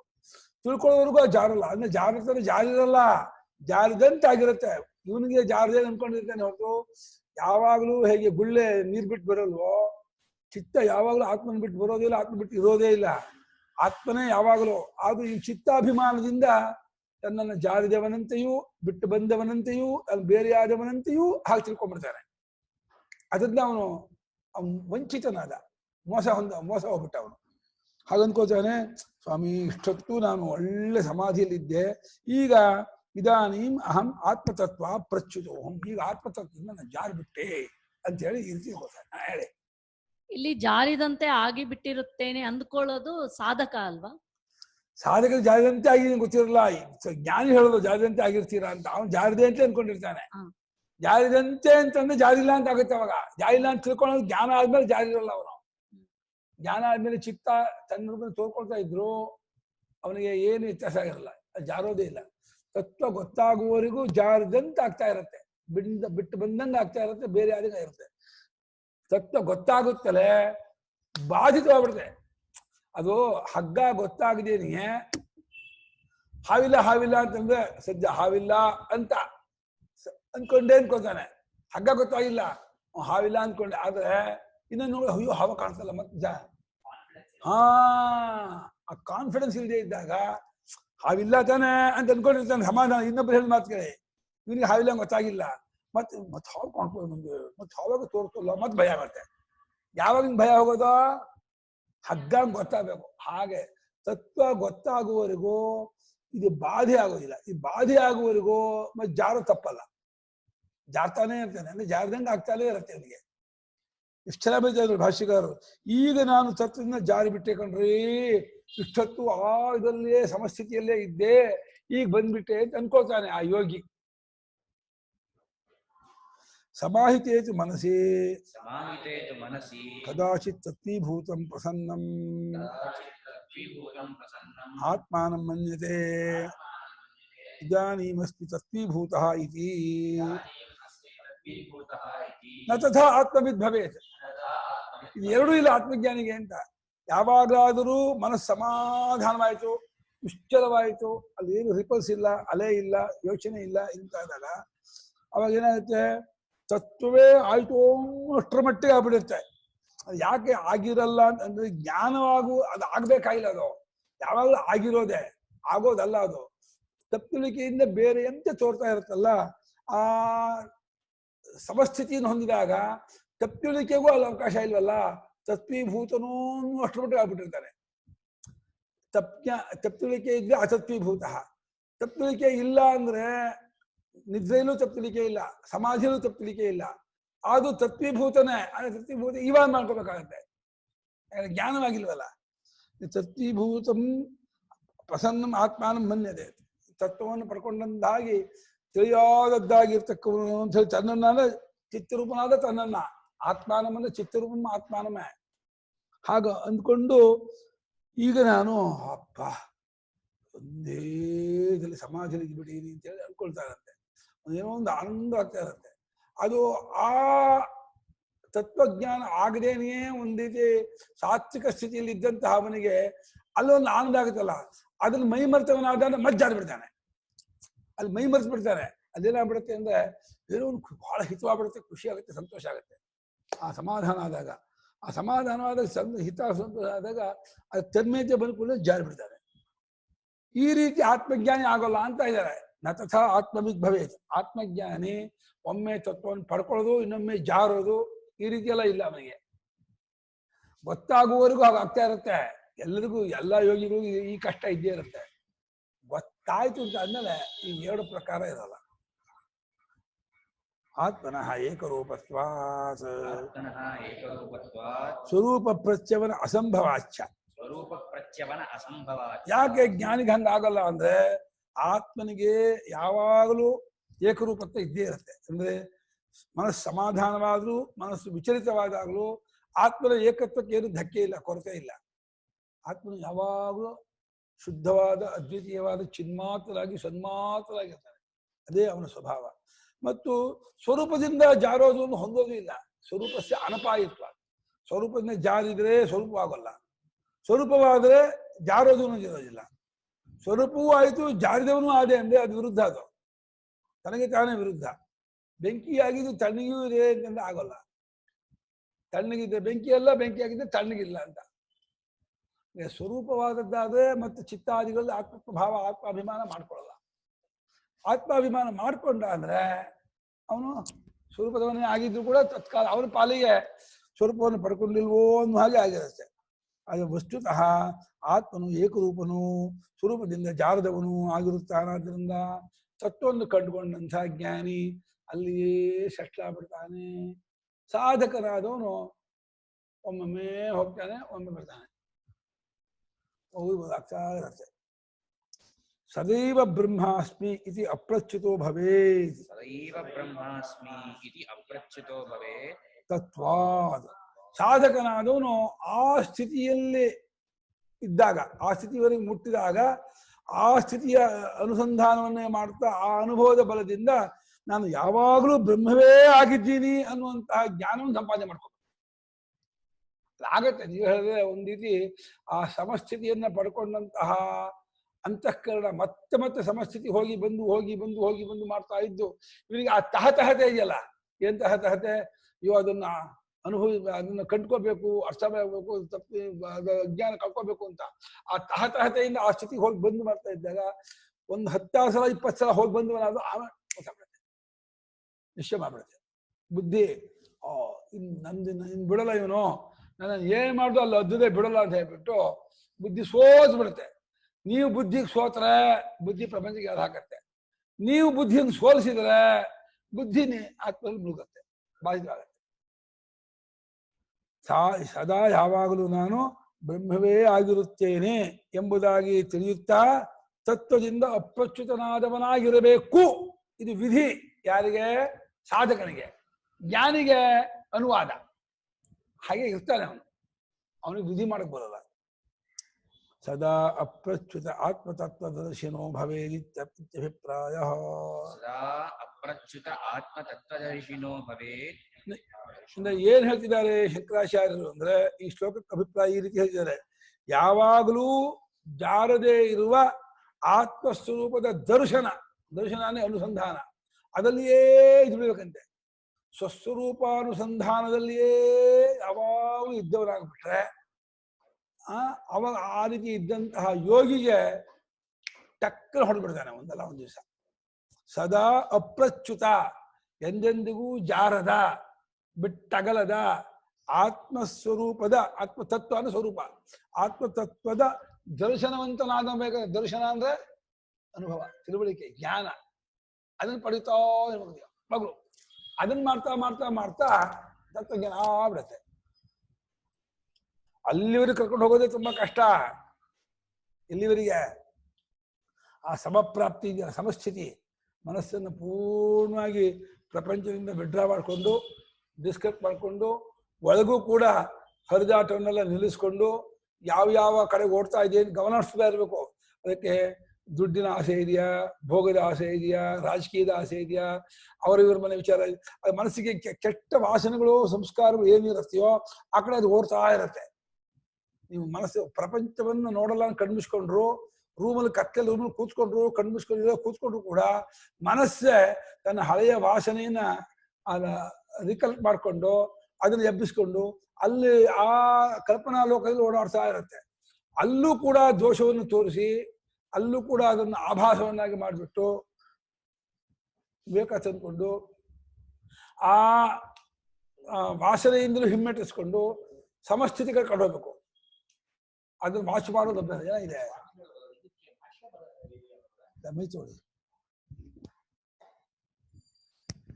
ಈ ವಾಕ್ಯಕ್ಕೆ ಭಾಷ್ಯ ಇದೆಯಾ? ಇದು ಸದಾ ಅಪ್ರಚ್ಯುತಾತ್ಮ ತತ್ವ ದರ್ಶನೋ ಭವೇತ್ ಇತ್ಯಭಿಪ್ರಾಯ. ಅದಕ್ಕೆ ಸ್ವಾಮಿಗಳು ಕನ್ನಡಿಸಿದಾರ ನೋಡಿ. ಇದೆಲ್ಲ ಸದಾ ಅಪ್ರಚ್ಯುತಾತ್ಮ ದರ್ಶನೋ ಭವೇತ್ ಅಭಿಪ್ರಾಯ ಶಂಕರ ಭಾಷ್ಯವೇ ಇದು. ಅದ್ ಸರಿ, ಅದ್ರ ಮುಂದಿನ ವಾಕ್ಯ ಭಾಷ್ಯಾಸ ಬಿಟ್ಟು ಹೋಗಿದೆಯಾ?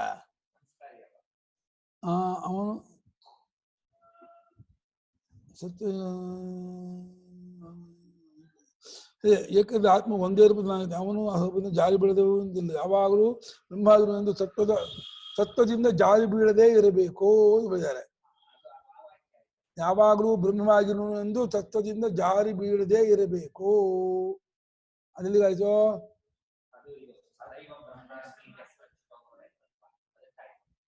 ಇದನ್ನು ಹಾಕಿ ಬಿಟ್ಟು ಹೋಗಿದೆ. ಹೌದು, ಸದಾ ಅಪ್ರಚ್ಯುತಾತ್ಮ ದರ್ಶನೋ ಭವೇ ಬಿಟ್ಟು ಇಲ್ವೇ ಇಲ್ವಾ? ಹೌದು, ಇಲ್ಲ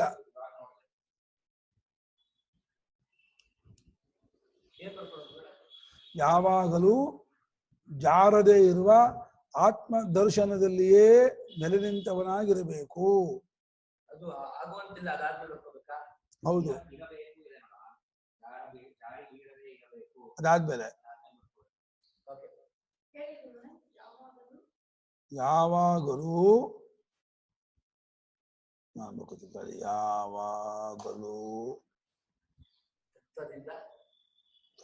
ಚೂರು ಅಪ್ರಸ್ತುತ ಜಾರಿ ಬೀಳದೆ ಇರುವ ಜಾರದ ಅಷ್ಟೇ ಅನ್ಕೋ. ಯಾವಾಗಲೂ ಜಾರದ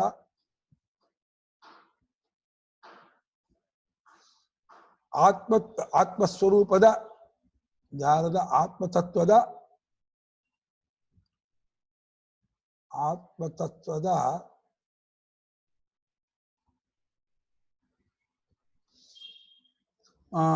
ತತ್ವದ ದರ್ಶನದಲ್ಲಿ ಅನುಸಂಧಾನದಲ್ಲಿಯೇ ಇರುವವನಾಗಬೇಕು. ಅನುಸಂಧಾನದಲ್ಲಿಯೇ ಇರುವವನಾಗಬೇಕು.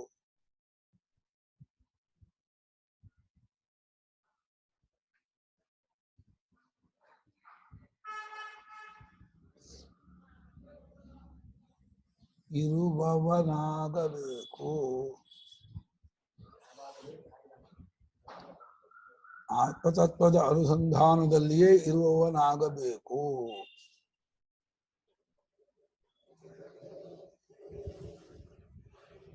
ಬಿಟ್ಟೋಗ್ಬಿಟ್ಟಿದೆ. ಇಷ್ಟ ಪಾಠ ಆದಾಗ ನೋಡೇ ಗಮನಿಸೇ ಇಲ್ಲ.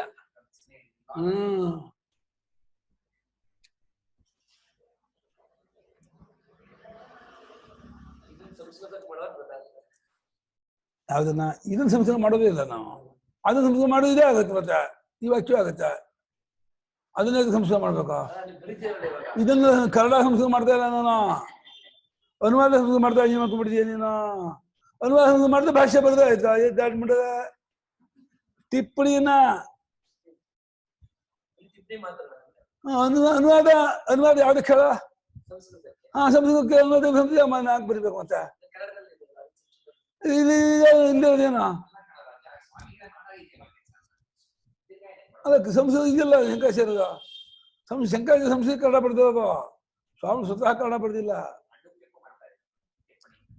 ಅಡಿಲ್ಲ ಮಾಡಬೇಕು. ಸೂತ್ರ ಭಾಷೆಗೆ ಆಯ್ತು. ಓ ಹಾ 3ನೇ ಅಧ್ಯಾಯ 8 ಅಧ್ಯಾಯ ಇರೋದು. 6-7 ದೊಡ್ಡದಲ್ವಾ?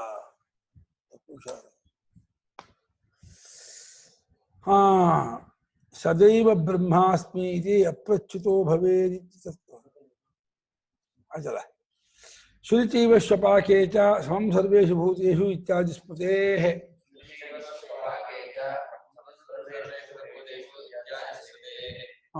ನಾಯಿಯಲ್ಲೂ ಚಂಡಾಲನಲ್ಲೂ ಸಮದರ್ಶಿಗಳಾಗಿರ್ತಕ್ಕಂತಹ ಜ್ಞಾನಿಗಳು ಸಮವಾಗಿ ಕಾಣುವರಾಗಿರ್ತಾರೆ. ಸಮವಾದ ಬ್ರಹ್ಮವನ್ನು ಕಾಣುವರಾಗಿರ್ತಾರೆ. ಪಂಡಿತ ಸಮದರ್ಶಿನ ಅಂದ್ರೆ ಸಮವಾದ ಬ್ರಹ್ಮವನ್ನು ಕಾಣುವರು ಅಂತ ಅರ್ಥ. ಈಕ್ವಲ್ ಆಗಿ ನೋಡೋರು ಒಂದು ರಾಜಕೀಯಗೆ ಏಕತಾ ಅವರ ಕಂಠದ ಈಕ್ವಾಲಿಟಿ ಅಲ್ಲ ಇದು. ಸಮದವಾದ ಬ್ರಹ್ಮವನ್ನು ಕಾಣುವರಾಗಿರ್ತಾರೆ. ಎಲ್ಲಾ ಭೂತಗಳು ಸಮವಾಗಿರೋ ಬ್ರಹ್ಮವನ್ನು ಕಾಣುತ್ತಿರುವಾದನು ಯಾವಾತನೋ ಅವನೇ ನಿಜವಾಗಿ ತತ್ವವನ್ನು ಕಾಣುವಾತನು ಅಂತ ಹೇಳಿ ಈ ರೀತಿ 2 ಶ್ಲೋಕಗಳಿಂದಲೂ ಅದನ್ನೇ ಹೇಳಿದೆ. ಇದಕ್ಕೆ ಸಾರ ಇಲ್ವಾ? ವೈದ್ಯತ್ವ ಕೊನೆ ಒಟ್ಟಿಗೆ ಸಾರ ಕೊಟ್ಟಿದಾರ. ಈಗ ಇಲ್ಲಿಂದ ಮುಂದಕ್ಕೆ ಅದ್ವೈತ ಪ್ರಕರಣ ಆರಂಭ. ಓಂಕಾರ ನಿರ್ಣಯೇ ಉಕ್ತಃ ಪ್ರಪಂಚೋಪಶಮ ಶಿವೋದ್ವೈತ ಆತ್ಮ ಇತಿ ಪ್ರತಿಜ್ಞಾ ಮಾತ್ರೇಣ. ಆಗಮ ಪ್ರಕರಣದಲ್ಲಿ ಓಂಕಾರವನ್ನು ನಿರ್ಣಯ ಮಾಡುವಾಗ ಈ ಒಂದು ವಾಕ್ಯವನ್ನ ಹೇಳಿದ್ರು. ಏನು?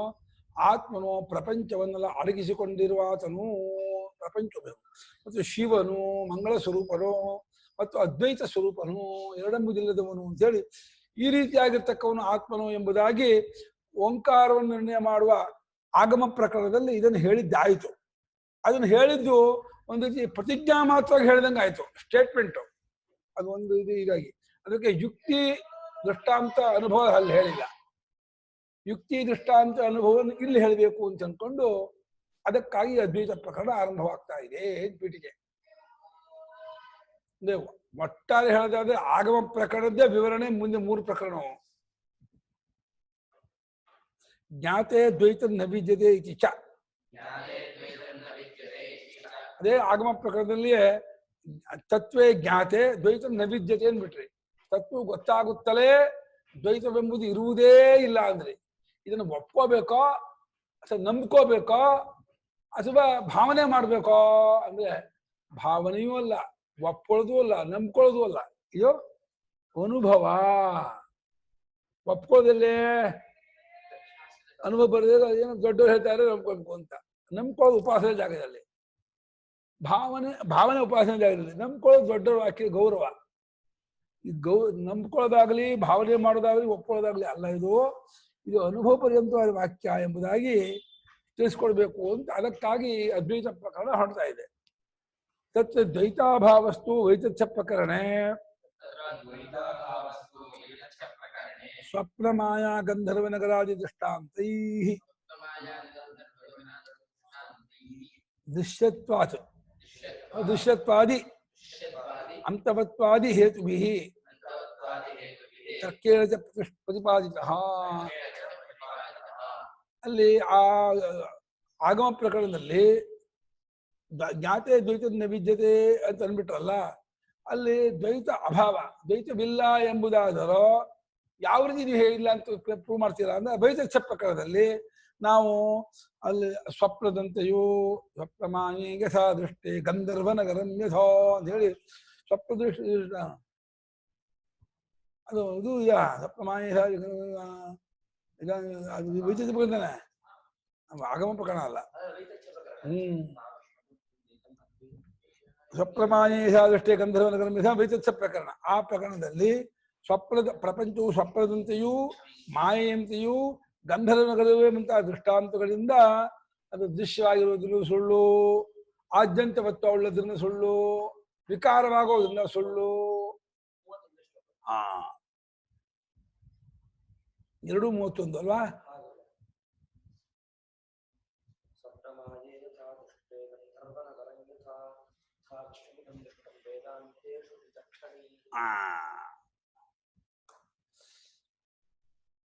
ಅಲ್ಲಿ ತರ್ಕದಿಂದ ಯುಕ್ತಿಯಿಂದ, ತರ್ಕ ಅಂದ್ರೆ ಯುಕ್ತಿ ಅದ. ತರ್ಕ ಅಂದ್ರೆ ವೈಶೇಷಿಕ ಶಾಸ್ತ್ರ, ಕಣಾದ ಶಾಸ್ತ್ರ ಅನ್ಕೋಬಾರ್ದು. ಶಂಕರಾಚಾರ್ಯ ತರ್ಕ ಅನ್ನೋ ಪದವನ್ನ ಅನ್ವಯ ವ್ಯತಿರೇಕ ಯುಕ್ತಿಗೆ ತರ್ಕ ಅಂತಾರೆ. ಆ ಅನ್ವಯ ವ್ಯತಿರೇಕ ರೂಪದ ಯುಕ್ತಿಯಿಂದ ಇದನ್ನು ನಾವು ಪ್ರತಿಪಾದನೆ ಮಾಡಿದ್ದಾಯ್ತು, ತಿಳಿಸ್ಕೊಟ್ಟದ್ದಾಯ್ತು ಅಂತ ಇದ್ದಾರೆ. ಅದ್ವೈತಂ ಕಿಂ ಆಗಮಮಾತ್ರೇ ಪ್ರತಿಪತ್ತವ್ಯಂ ಆಹೋಸ್ತಿ ತರ್ಕೇಣಾಪಿ ಇತಿ.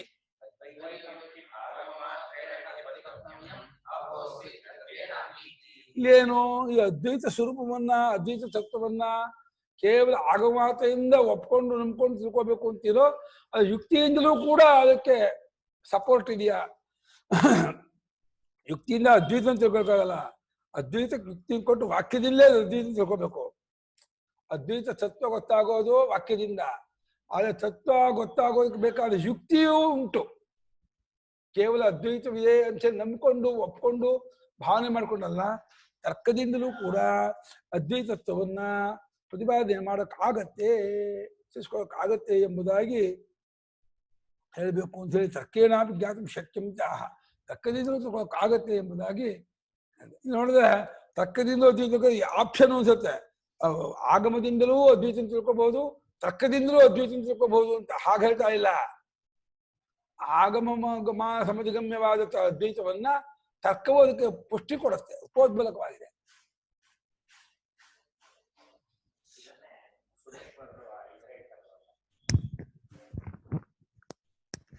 ಅನ್ವಯ ವ್ಯತಿರೇಕ ನ್ಯಾಯ ಹೇಳ್ತಾರಲ್ಲ, ಅದನ್ನೇ ಇವ್ರು ತರ್ಕ. ಅನ್ವಯ ವ್ಯತಿರೇಕ ತರ್ಕ, ಹೌದು.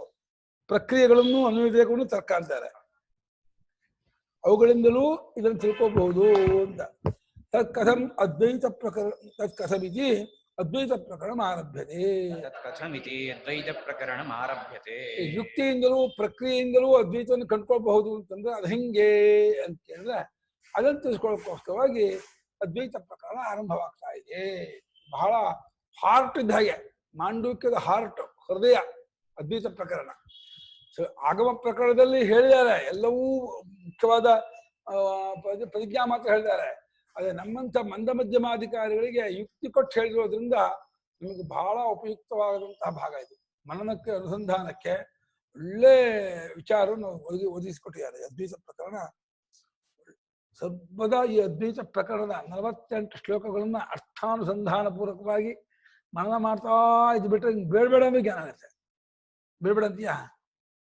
ಯಾಕೆ ಜ್ಞಾನ ಆಗ್ಬೇಕು ಆಗ್ಬೇಡ್ವ? ಜ್ಞಾನ ಆಗ್ಬೇಕು ಆಗ್ಬೇಡ ಹೇಳಪ್ಪ. ಜ್ಞಾನ ಆಗ್ಬೇಕು ಆಗ್ಬೇಡ್ವ? ಜ್ಞಾನ ಆಗ್ಬಿಟ್ಟು ನಿಂಗೆ ಮೊಬೈಲ್ ಹೋಗುತ್ತೆ, ಬೈಕು, ಮನೆ. ಅಯ್ಯಯ್ಯ, ಅದೇ ಮಧ್ಯೆ ಮೂರ್ಖತೆ ಅಂತ ಸಿಕ್ಕ.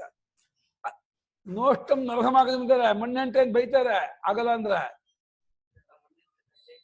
ಹೇ ಪೆದ್ದ, ನಿನ್ಗೆ ಏನ್ ಹೇಳೋಣಮ್ಮ? ಅಯ್ಯೋ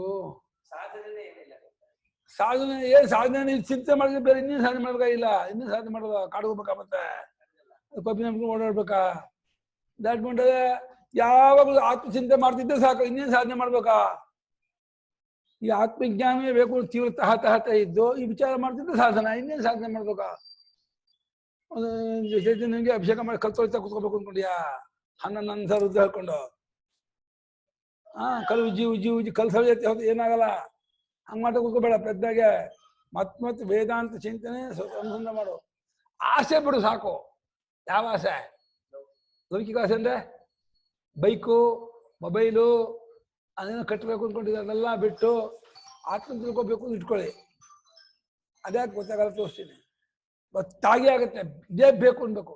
ಈಗ ಬಾಕಿದೇ ಬೇಕು ಅನ್ನೋ ಪಡ್ಕೊಳಕ್ಕಾಗತ್ತೆ. ಆತ್ಮನ್ ಸ್ವಲ್ಪ ನಿಂಗೆ ಪಡ್ಕೊಳಕ್ಕಾಗಲ್ವಾ?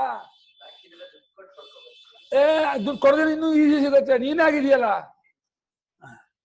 ಅದೇ ಕಷ್ಟ ಅಂತ. ಯಾವ ಸುಲಭ ಅದು ಕಷ್ಟ ಅಂತೆ, ಯಾವ ಸಿಗಲ್ವೋ ಅದು ಸಿಕ್ಕಿದಂಗೆ ಆಗಿರುತ್ತೆ. ಸಿಕ್ಕೇ ಇರಲ್ಲ.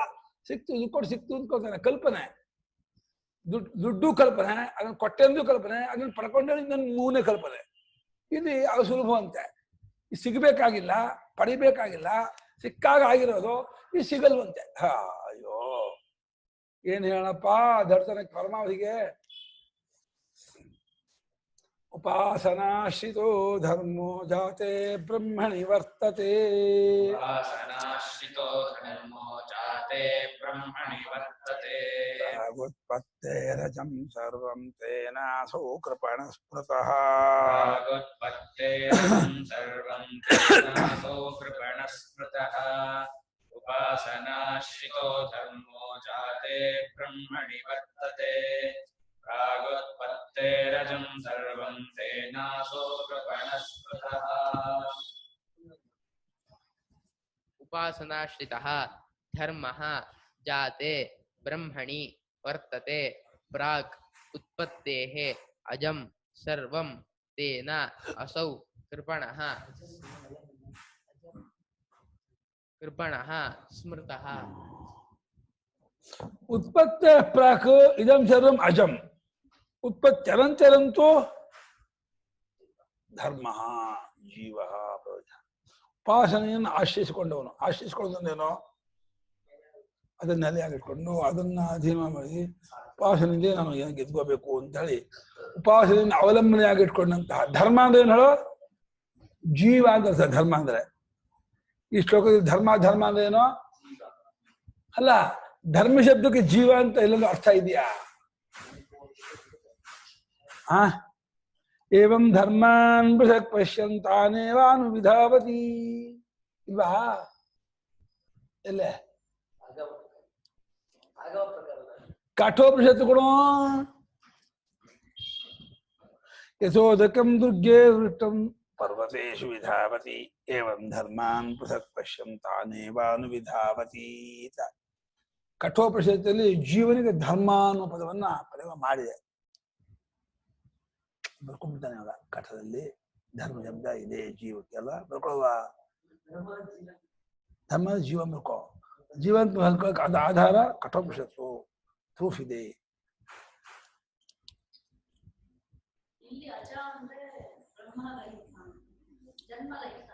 ಯಾವಾಗ ಅಜನ ಜನ್ಮ ಐತೆ ಹುಟ್ಟಿಲ್ಲದ್ದು ಅಂತ ಇಲ್ಲಿ ಬೇರೆ ಇನ್ನೊಂದ್ ಕಡೆ ಒಂದಲ್ಲ. ಎಲ್ಲಾಗಲೂ ಅಜ ಅಂದ್ರೆ ಉತ್ಪತ್ತಿಗೆ ಮೊದಲು ಇದೆಲ್ಲವೂ ಅಜವೇ. ಅಮ್ಮ ಹಂಗ್ ಮಾತಾಡ್ಬಿಟ್ಟು ತುಂಬಾ ಬೇಜಾರ್ ಮಾಡ್ಕೊಳ್ತಾರೆ. ಯಾಕೆ ಹಂಗ್ ಮಾಡ್ತೀರಾ? ಕೊಡಕ್ ಮುಂದೆ ಬೇಡ ಅಂತೀರಾ, ನಿಮ್ಮ ಮಾತಾಡ್ತಾ ಇದ್ಬಿಡ್ತೀರಾ. ನೋಡಿ ಎಷ್ಟು ಬೇಜಾರು ಮಾಡ್ಕೊಳ್ತೀರಾ, ಯಾಕೆ ಹೀಗೆ ಅಂತ ಹೇಳ್ತಾರೆ. ಎರಡು ಒಂದು 14. ಹಾ, ಇಲ್ಲ ಮೌನವಾಗಿರ್ಬೇಕು, ಇಲ್ಲ ತಗೋಬೇಕು, ಮೂರನೇ ಆಪ್ಷನ್ ಇಲ್ಲ.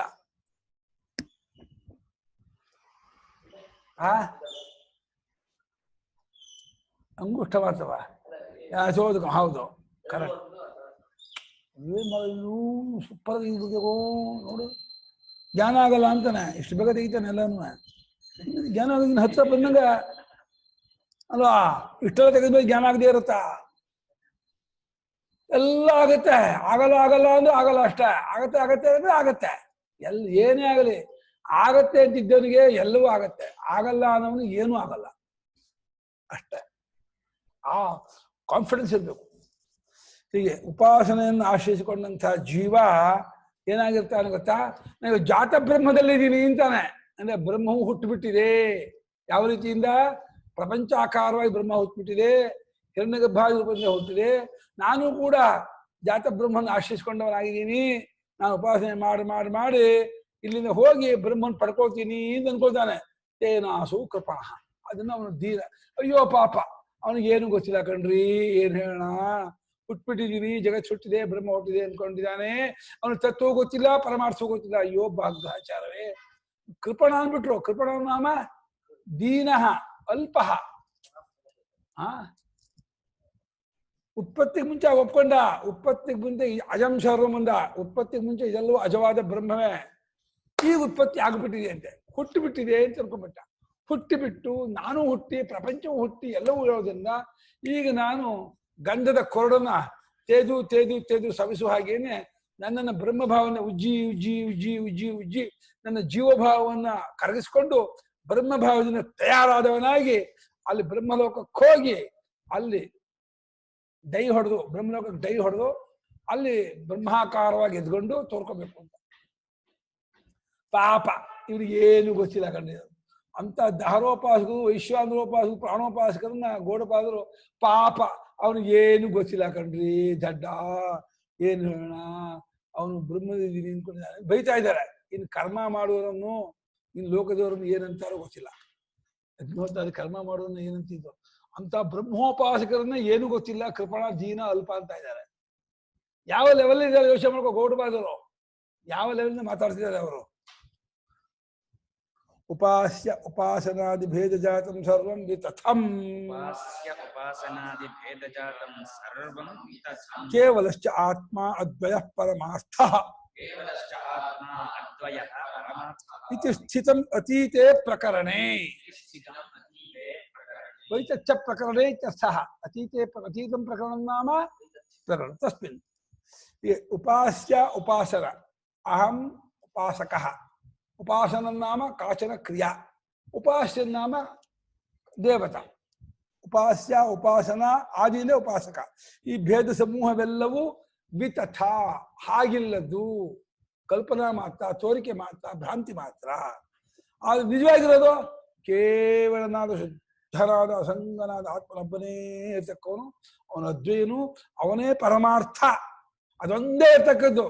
ಯಾವ ಶ್ರೀಚಕ್ರವೂ ಇಲ್ಲ, ಯಾವ ಇದು ಇಲ್ಲ, ನವಾರ್ಣ ಪೂಜೆ ಇಲ್ಲ, ಚಂದ್ರ ಎಂತ ಇದು ಪೂಜೆ ಇದಿಲ್ಲ, ವೇದಾಧ್ಯಯನವಾಗಲಿ, ಅಗ್ನಿಹೋತ್ರ ಆಗಲಿ, ಯಜ್ಞ ಆಗಲಿ, ಯಾವುದೂ ಇಲ್ಲ. ಎಲ್ಲ ಭ್ರಾಂತಿ, ಎಲ್ಲ ಕಲ್ಪನೆ, ಬರೀ ತೋರಿಕೆ. ಅಲ್ಲಿ ನಮ್ಗೆ ಸಂತೋಷ ಆಗತ್ತೆ, ಖುಷಿ ಆಗತ್ತೆ, ಆನಂದ ಆಗತ್ತೆ, ಎಲ್ಲ ಭ್ರಾಂತಿ. ಎಂಥದ್ದು ಆಗಲ್ಲ ಎಲ್ಲೋ. ಇವಾಗ ಆತ್ಮಸ್ವರೂಪ ಆನಂದ ಸ್ವರೂಪ, ಅದು ಆನಂದ ಆಗತ್ತೆ. ಅಲ್ಲಿ ದೇವಿ ಪಾಲನೆ ಮಾಡೋದು ಆನಂದ ಆಗತ್ತೆ. ಸಪ್ತಿ ಯುದ್ಧಾಚಾರ್ಯರೇ, ಕಲ್ಪನಾನಂದ ಕಣೋದು. ಕಲ್ಪನಾನಂದ ಕೂತ್ಕೋಬೇಡ. ಪರಮಾರ್ಥ ಕಂಡ್ಕೊಳ್ಳೋ ಅಂದ್ರೆ ಕಲ್ಪನಾನಂದಕ್ಕೆ ಹೋಗ್ತೇನೆ. ಬುದ್ಧಿದ್ದೀರಿ ನನ್ಗೆ. ಆ ಅದ್ವೈನಾದ ಆತ್ಮನೇ ಪರಮಾರ್ಥವಾಗಿರ್ತಕ್ಕವನು, ಅದೊಂದೇ ಸತ್ಯ, ಅದೇ ನೀನಾಗಿದೀಯಾ ಎಂಬ ವಿಚಾರವನ್ನ ಇಂದಿನ ಪ್ರಕರಣದಲ್ಲಿ ಸಂಕ್ಷಿಪ್ತವಾಗಿ ತಿಳಿಸ್ಕೊಟ್ಟಿದ್ದಾಯ್ತು. ಯತಃ ಉಪಾಸನಾಶ್ರಿತಃ ಉಪಾಸನಂ ಆತ್ಮನಃ ಮೋಕ್ಷ ಸಾಧನತ್ವೇನ ಗತಃ ಉಪಾಸಕೋಹಂ ಮಮ ಉಪಾಸ್ಯಂ ಬ್ರಹ್ಮ ತದುಪಾಸನಂ ಕೃತ್ವಾ ಜಾತೆ ಬ್ರಹ್ಮಣಿ ಇದಾನೀಂ ವರ್ತಮಾನಃ ಅಜಂ ಬ್ರಹ್ಮ ಶರೀರಪಾದಾದೂರ್ಧ್ವಂ ಪ್ರತಿಪತ್ಸ್ಯೆ. ಬ್ರಹ್ಮ ಶರೀರಪಾತಾತ್ ಊರ್ಧ್ವಂ ಪ್ರತಿಪದ್ಯೆ. ಹೀಗೆ ಅಂದ್ಕೊಂಡಿದ್ದಾನೆ ಈ ದಡ್ಡ ಒಬ್ಬ ಸಾಧಕ, ಇನ್ನೊಬ್ಬ ಇದು ಲೋಕದಿಂದ ಒಬ್ಬ ವೈದಿಕ ಉಪಾಸನೆಯನ್ನು ಆಶ್ರಯಿಸಿಕೊಂಡು ನೀವು ತನಗೆ ಉಪಾಸನೆಯೇ ಮೋಕ್ಷಕ್ಕೆ ಸಾಧನ, ನಾನು ನಿರಂತರವಾಗಿ ಬೆಳಗ್ಗೆ ಎದ್ದಾಗಿಂದ ರಾತ್ರಿ ಮಲಗುವವರೆಗೂ ಎಡೆಬಿಡದೆ ಪರಮ ಪ್ರೇಮದಿಂದ ಶ್ರದ್ಧಾಭಕ್ತಿ ಪುರಸ್ಸರನಾಗಿ ಆ ಬ್ರಹ್ಮೋಪಾಸನೆಯನ್ನು ಮಾಡ್ತಾ ಇರ್ತೀನಿ. ಆ ಬ್ರಹ್ಮೋಪಾಸನೆಯೇ ನಂಗೆ ಮೋಕ್ಷಕ್ಕೆ ಸಾಧನ ಅಂತ ಅಂದ್ಕೊಂಡು ನಾನು ಉಪಾಸಕ, ನನಗೆ ಬ್ರಹ್ಮ ಉಪಾಸ್ಯ, ಅದರ ಉಪಾಸನೆಯನ್ನು ಮಾಡಿಬಿಟ್ಟು ಈಗ ನಾನು ಜಾತ ಬ್ರಹ್ಮದಲ್ಲಿ ಇದ್ದೀನಿ. ಹೌದು, ಈಗ ಜಾತ ಬ್ರಹ್ಮದಲ್ಲಿ ಇದ್ರೆ ಏನಂತೆ ಉಪಾಸನೆ ಮಾಡಿ ಮಾಡಿ ಮಾಡಿ ಮಾಡಿ ತೀಡಿ ತೀಡಿ ತೀಡಿ ಗಂಧದ ಕೊರಡನ್ನು ಸವಿಸುವ ಹಾಗೆ ಈ ನನ್ನ ಜೀವಭಾವನ ಸವಿಸ್ಬಿಡ್ತೀನಿ, ಕರಗಿಸ್ಬಿಡ್ತೀನಿ. ಜೀವಭಾವನ ಕರಗಿಸಿ ಆಮೇಲೆ ಶರೀರಪಾತ ಅನಂತರ ಅಜವಾದ ಬ್ರಹ್ಮವನ್ನೇ ಸೇರ್ಕೊಂಡ್ಬಿಡ್ತೀನಿ. ಈಗ ಅಜಬ್ರಹ್ಮ ಇಲ್ಲ, ಈಗ ಜಬ್ರಹ್ಮ, ಆಮೇಲೆ ಅಜಬ್ರಹ್ಮ. ಜಬ್ರಹ್ಮದಿಂದ ಅಜಬ್ರಹ್ಮಕ್ಕೆ ಹೋಗ್ಬೇಕು. ಜ ಅಂದ್ರೆ ಹುಟ್ಟಿದ್ದು ಅಂತ, ಜಬ್ರಹ್ಮ ಬೇಡ ಅಜಬ್ರಹ್ಮಕ್ಕೆ ಹೋಗ್ರು ಅಂತ ಇದ್ದಾರೆ. ಜಬ್ರಹ್ಮನಿಂದ ಜಬ್ಜಾರ ನಮ್ಮನ್ನ ಜಬ್ಬೋದು ಅಂದ್ರೆ ಜಬ್ರಹ್ಮನಲ್ಲಿದ್ದವನು ಜಬ್ಜಾರ. ಜಬ್ಬಿಸ್ಕೋಬೇಕೋ ಬೇಡವಾ? ಜಬ್ಬಿಸ್ಕೋಬೇಕು ಅಂದ್ರೆ ಜಬ್ರಹ್ಮದಲ್ಲಿರಿ. ಅಜಬ್ರಹ್ಮದಲ್ಲಿದ್ರೆ ಯಾರು ನಿಮ್ಮನ್ನು ಮುಟ್ಟೋಲ್ಲ. ಹೀರ್ಬಾರ್ದು ಅಂತ ಅದನ್ನು ಪಡ್ಕೊಂಡಿದ್ದೀನಿ. ಪ್ರಾಗುತ್ಪತ್ತೇಶ್ಚ ಅಜಮಿದಂ ಸರ್ವಂ ಅಹಂಚ. ಪ್ರಾಗುತ್ಪತ್ತೇಶ್ಚ ಅಜಮಿದಂ ಸರ್ವಂ. ಆದರೆ ಇದನ್ನು ಒಪ್ಕೊಂಡ್ಬಿಟ್ಟಿದ್ದಾನೆ, ಬಹಳ ಶ್ರದ್ಧಾಲು ಇವನು. ಸೃಷ್ಟಿಗೆ ಮುಂಚೆ ಇದೆಲ್ಲವೂ ಬ್ರಹ್ಮವೇ, ನಾನೂ ಬ್ರಹ್ಮವೇ, ಎಲ್ಲವೂ ಏಕಮೇವಾ ದ್ವಿತೀಯಂ ಸದೇವ ಸೌಮ್ಯೇದಮಗ್ರಾಸೀತ್ ಏಕಮೇವಾ ದ್ವಿತೀಯಂ ಆತ್ಮ ವಾ ಇದಮೇಕೇವಾಗ್ರಾಸೀತ್ ಬ್ರಹ್ಮಿ ವೇದಮಗ್ರಾಸೀ ಒಪ್ಕೊಂಡ್ಬಿಟ್ಟಿದ್ದಾನೆ. ಸೃಷ್ಟಿಗೆ ಮುಂಚೆ ಇದೆಲ್ಲವೂ ಬ್ರಹ್ಮವೇ, ನಾನು ಎಲ್ಲವೂ ಜಗತ್ತು ಬ್ರಹ್ಮವೇ. ಯದಾತ್ಮಕೋಹಂ ಪ್ರಾಗುತ್ಪತ್ತೇಃ ಇದಾನೀಂ ಜಾತಃ ಜಾತೆ ಬ್ರಹ್ಮಣಿ ಚ ವರ್ತಮಾನಃ ಉಪಾಸನೆಯ ಪುನಃ ತದೇವ ಪ್ರತಿಪತ್ಸ್ಯೆ ಇತ್ಯೇವಂ ಉಪಾಸನಾಶ್ರಿತಃ ಧರ್ಮಃ ಸಾಧಕಃ ಏನ ಏವಂ ಕ್ಷುದ್ರ ಬ್ರಹ್ಮವಿತ್. ಅಯ್ಯಪ್ಪ, ಕ್ಷುದ್ರ ಬ್ರಹ್ಮವಿತ್. ಶುದ್ಧ ಅಲ್ಲ, ಕ್ಷುದ್ರ ಕ್ಷುದ್ರ. ತೇನಾಸು ಕಾರಣೇನ ಕೃಪಣಃ ದೀನಃ ಅಲ್ಪಕಃ ಸ್ಮೃತಃ ನಿತ್ಯ ಅಜಬ್ರಹ್ಮದರ್ಶಿಭಿಃ ಇತ್ಯಭಿಪ್ರಾಯಃ. ಮುಂಚೆ ಯಾವ ಸ್ವರೂಪದವನೇ ಆಗಿದ್ದನೋ, ಯಹ ಆತ್ಮ ಯಸ್ಯ ಮಮ ಸೋಹಂ ಯದಾತ್ಮಕಃ. ಯದಾತ್ಮ ಕಪ್ರತ್ಯ ಬಹುರಿ, ಯಾವ ಆತ್ಮವನ್ನೇ ನಾನು ಉಳ್ಳವನಾಗಿದ್ದೇನೋ, ಹುಟ್ಟೋಕ್ ಮುಂಚೆ ಯಾವ ಬ್ರಹ್ಮವನ್ನೇ ಸಭಾಗಿ ಉಳ್ಳವನಾಗಿದ್ದನೋ ಆಗುತ್ತದೆ. ಇದಾನಿ ಈಗ ಜಾತೆ ಬ್ರಹ್ಮಣಿ ವಿದ್ಯವಾದ ಹುಟ್ಬಿಟ್ಟಿದ್ದೀನಿ, ಜಾತ ಬ್ರಹ್ಮದಲ್ಲಿ ಇದ್ದವನಾಗಿದ್ದು ಮತ್ತೆ ಏನ್ ಮಾಡ್ತೀನಿ ಗೊತ್ತಾ? ಬೆಟ್ಟ ಬ್ರಹ್ಮಾಗಿ ಬ್ರಹ್ಮಾಗಿ ಹಂ ಬ್ರಹ್ಮ ಅಹಂ ಬ್ರಹ್ಮ ಅಹಂ ಬ್ರಹ್ಮ ಅಹಂ ಬ್ರಹ್ಮ ಮತ್ತೆ ಎಲ್ಲ ಆ ಬ್ರಹ್ಮ ಭಾವನ ಊರಿಸ್ಕೊಂಡು ಉಪಾಸನೆ ಮಾಡಿ ಮತ್ತೆ ಆ ಬ್ರಹ್ಮವನ್ನೇ ನಾನು ಪಡೆದವನಾಗುತ್ತೇನೆ ಅಂತ ಅಂದ್ಕೊಂಡು ಉಪಾಸನೆಯನ್ನು ಆಶ್ರಯಿಸಿಕೊಂಡಂತಹ ಈ ಜೀವ ಕ್ರಮೇಣ ಧರ್ಮ ಅಂದ್ರೆ ಸಾಧಕ, ಜೀವನು ಸಾಧಕನು ಧರ್ಮನು. ಅದನ್ನ ಮಾಡ್ತಾ ಮಾಡ್ತಾ ಅದಾಗ್ತದೆ. ಏನ ಈಗ ಇದು ಸಾಧನೆ ಆಶ್ರಯಿಸಿಕೊಂಡಿದ್ರಿಂದ ಏನು ಕ್ಷುದ್ರ ಬ್ರಹ್ಮವಿತು ಅಂದ್ಬಿಟ್ಟ. ಕ್ಷುದ್ರ ಅಂದ್ರೆ ಅಲ್ಪವಾದ, ಕಾಲದೇಶ ಪರಿಮಿತವಾದ, ಪರಿಚ್ಛಿನ್ನವಾದ ಬ್ರಹ್ಮವನ್ನು ತಿಳಿದವನಾಗಿದ್ದಾನೆ. ಯಾಕೆಂದ್ರೆ ಯಾವ ಬ್ರಹ್ಮನ ಉಪಾಸನೆ ಮಾಡ್ತಾನೋ ಅದಕ್ಕೆ ಗುಣವನ್ನು ಹಾಕೋಬೇಕು, ಗುಣ ದೇಶ ಕಾಲ ಗೊತ್ತು ಮಾಡಬೇಕು, ಅವನಿಗೆ ಖರ್ಚು ನಾನು ಉಪಾಸಕ ಭೇದ ಇರಬೇಕು. ಇದನ್ನೆಲ್ಲ ಹಿಡ್ಕೊಂಡು ಮಾಡ್ತಾ ಇರೋದಾದ್ರಿಂದ ಅವನು ಕ್ಷುದ್ರ ಬ್ರಹ್ಮವಿತು ಬೈದು ಬಿಟ್ರು ಶಂಕರಾಚಾರ್ಯರು. ನಿಂದೆ ಉಪಾಸಕರನ್ನ ಎಂತ ಗೊತ್ತಿದ್ದಾರೆ ಇದ್ರ ಕ್ಷುದ್ರ ಬ್ರಹ್ಮನ ಎತ್ಕೊಂಡವನಾಗಿ ಉಪಾಸಕ ಅಂದ್ಕೊಂಡು ಉಪಾಸನೆ ಮಾಡ್ತಾ ಇದ್ದಲ್ಲ. ಆ ಕಾರಣದ ಇವನು ದೀನನಾದ, ಅಲ್ಪನಾದ. ನೋಡಿ, ದಹರೋಪಾಸನೆ, ಓಂಕಾರೋಪಾಸನೆ, ವೈಶ್ವಾನರೋಪಾಸನೆ, ಪ್ರಾಣೋಪಾಸನೆ ಮಾಡೋನನ್ನ ಕ್ಷುದ್ರ ಬ್ರಹ್ಮವಿತು ದೀನ ಅಲ್ಪಕಃ, ಅಲ್ಪ ಏವ ಅಲ್ಪಕಃ ಸ್ವಾರ್ಥಕ ಪ್ರತ್ಯಯ ಬಹಳ ಪರಿಚ್ಛಿನ್ನ. ನ್ಯಾಯವಾಗಿ ಸಾಕ್ಷಾತ್ ಅಜಸ್ವರ ಬ್ರಹ್ಮವೇ ಆಗಿದ್ರು ಕೂಡ ಇಂಥವನು ಅಂದ್ಕೊಂಡ್ಬಿಟ್ಟ ಅಂತ ಹೇಳಿ ಅವನ್ನ ಇದು ಮಾಡ್ತಿದ್ದಾರೆ. ಯಾತಕ್ಕೆ ನಹಿನಿಂದ ನಿಂದಿತು ಪ್ರವೃತ್ತ ಕಿಂತು ಸ್ತುತ್ಯಂ ಸ್ತೋತು ಪ್ರವೃತ್ತಂ ನಹಿನಿಂದ ನ್ಯಾಯ. ಇದು ನೀವು ಹಾಗಾಗಬೇಡಿ, ಉಪಾಸಕನಾಗಿದ್ದೀನಿ ಅಂತ ಅಂದ್ಕೊಂಡು ಉಪಾಸನೆ ಇಳ್ಕೋಬೇಡಿ. ಅಜಾತ ಬ್ರಹ್ಮವನ್ನು ಅಜಬ್ರಹ್ಮವನ್ನು ಕಂಡ್ಕೊಂಡು ಅಲ್ಲೇ ಇರುವವರಾಗಿ, ಅದೇ ನಾನು ಅಂದ್ಕೊಂಡವರಾಗಿ ಕೃತಾರ್ಥರಾಗಿ ಅಂತ ಹೇಳೋಕ್ಕೋಸ್ಕರವಾಗಿ ಇದನ್ನ ಜಾತ ಬ್ರಹ್ಮ ಅಲ್ಪಕ ದೀನ ಅಂತೇಳಿ ಈ ರೀತಿ ಹೇಳ್ತಾರೆ, ತಿಳಿದಿರ್ತಾರೆ. ಯಾರು ತಿಳಿದವರು? ಎಂದೆಂದಿಗೂ ಅಜವಾದ ಬ್ರಹ್ಮವನ್ನು ಕಂಡುಕೊಂಡವರಾದ ಜ್ಞಾನಿಗಳು ಈ ರೀತಿ ಇವನ ವಿಷಯಕ್ಕೆ ಒಂದು ಹೇಳಿಕೆ ಕೊಡ್ತಾರೆ. ಪಾಪ ಶುದ್ಧ ಬ್ರಹ್ಮ ಇದು ಅಲ್ಪಕ ದೀನ ಅಂತ. ಯಾಕೆಂದ್ರೆ ಶ್ರುತಿ ಹೇಳ್ತಾ ಇದೆ, ನನ್ನ ವಾಕ್ಯ ಅಲ್ಲ ಅಂದ್ರು ಹೆಗುಡಬಾದರು ಶಂಕರಾಚಾರ್ಯರು. ಯದ್ವಾಚ ಅನಭ್ಯುದಿತಂ ಯೇನ ವಾಗಭ್ಯುಜ್ಯತೆ ತದೇವ ಬ್ರಹ್ಮ ತ್ವಂ ವಿದ್ಧಿ ನೇದಂ ಯಜಿದಮುಪಾಸತೆ. ಬ್ರಹ್ಮತ್ವ ಅಲ್ಲ, ಬ್ರಹ್ಮತ್ವ ಅಲ್ಲ. ಅಲ್ಲಿ ಶಾಸ್ತ್ರ ಇದ್ರಲ್ಲಿ ಮಾಡ್ಬಿಟ್ಟು ಹೋಮ ಮಾಡಿ ಬ್ರಹ್ಮತ್ವ ಕುರು ಬ್ರಹ್ಮಾನಂತ ಅವಹಂ ವರ್ಣೇ, ಬ್ರಹ್ಮತ್ವ ಅಲ್ಲ, ಆ ಬ್ರಹ್ಮತ್ವ ಅಲ್ಲ. ಇಲ್ಲಿ ಬ್ರಹ್ಮ ತ್ವಂ ಅಂತ. ಯಾವುದನ್ನ ಮಾತಿನಿಂದ ಹೇಳುವುದಕ್ಕಾಗೋದಿಲ್ಲವೋ, ಯಾವುದರಿಂದಲೇ ಮಾತು ತನ್ನ ವ್ಯಾಪಾರವನ್ನು ಮಾಡುತ್ತಿದೆಯೋ, ಎರಡು. ಪರಮಾರ್ಥ ತತ್ವ ವಾಚ ಅನಭ್ಯ, ವಾಕ್ಯವನ್ನು ಹೇಳಪಡದೇ ಇರುವಂಥದ್ದು. ವಾಕು ಯಾವುದನ್ನ ವ್ಯಾಪಾರ ಮಾಡ್ತಿದೆಯೋ ಅದನ್ನೇ ನೀನು ಬ್ರಹ್ಮವೆಂಬುದಾಗಿ ತಿಳಿ. ಇದು ಅಂತ ನೀನು ತಿಳ್ಕೊಂಡ್ರೆ ಅದು ಬ್ರಹ್ಮದ ಪೂರ್ಣ ರೂಪವಲ್ಲ, ನಿಜ ರೂಪವಲ್ಲ ಅಂತ ಶ್ರುತಿಯೇ ಅದನ್ನು ಅಲುಗಳಿತಾ ಇರೋದ್ರಿಂದ ಅದನ್ನೇ ಗೌಡಪಾದರು ಮನಸ್ಸಲ್ಲಿಟ್ಕೊಂಡು ಉಪಾಸನಾಶ್ರಿತವಾದ ಜೀವನು ಧರ್ಮನು ಜಾತ ಬ್ರಹ್ಮನಲ್ಲಿರ್ತಾನೆ, ಅಲ್ಪಕನು ಅಂತ ಹೇಳಿ ನಿಂದೆ ಮಾಡಿದ್ದಾರೆ. ಸಬಾಹ್ಯಾಭ್ಯಂತರಂ ಅಜಂ ಆತ್ಮಾನಂ ಪ್ರತಿಪತ್ತೋ. ಆಯ್ತಾ ಸಮಯ? ಇದೇ ಮೊದಲಾಗತಕ್ಕಂತಹ ಶ್ರುತಿ ತಲವಕಾರಾಣಂ, ತಲವಕಾರ ಶಾಖೆ ಕೇನೋಪನಿಷತ್ತಿನಲ್ಲಿ ಇರ್ತಕ್ಕಂಥದ್ದು. ಕೇನೋಪನಿಷತ್ತು ಸಾಮವೇದಕ್ಕೆ ಸೇರಿದ್ದು. ಸಾಮವೇದದಲ್ಲಿ ಚಾಂಡ್ಯ, ಶಾಂಖಾಯನ, ಕೌಸುಮ, ರಾಣಾಯನೀಯ ಅಂತ ಅನೇಕ ಭಾಗ ಇದೆ. ಅದು ತಲವಕಾರ ಒಂದು ಭಾಗ ಇದೆ. ತಲವಕಾರ ಒಂದು ಶಾಖೆ ಹೆಸರು, ಅದು ಒಂದು ಗ್ರಂಥದ ಹೆಸರು ಗೊತ್ತಾಗಲ್ಲ. ತಲವಕಾರ ಶ್ರುತಿ ಇದಕ್ಕೆ ಪ್ರಮಾಣ.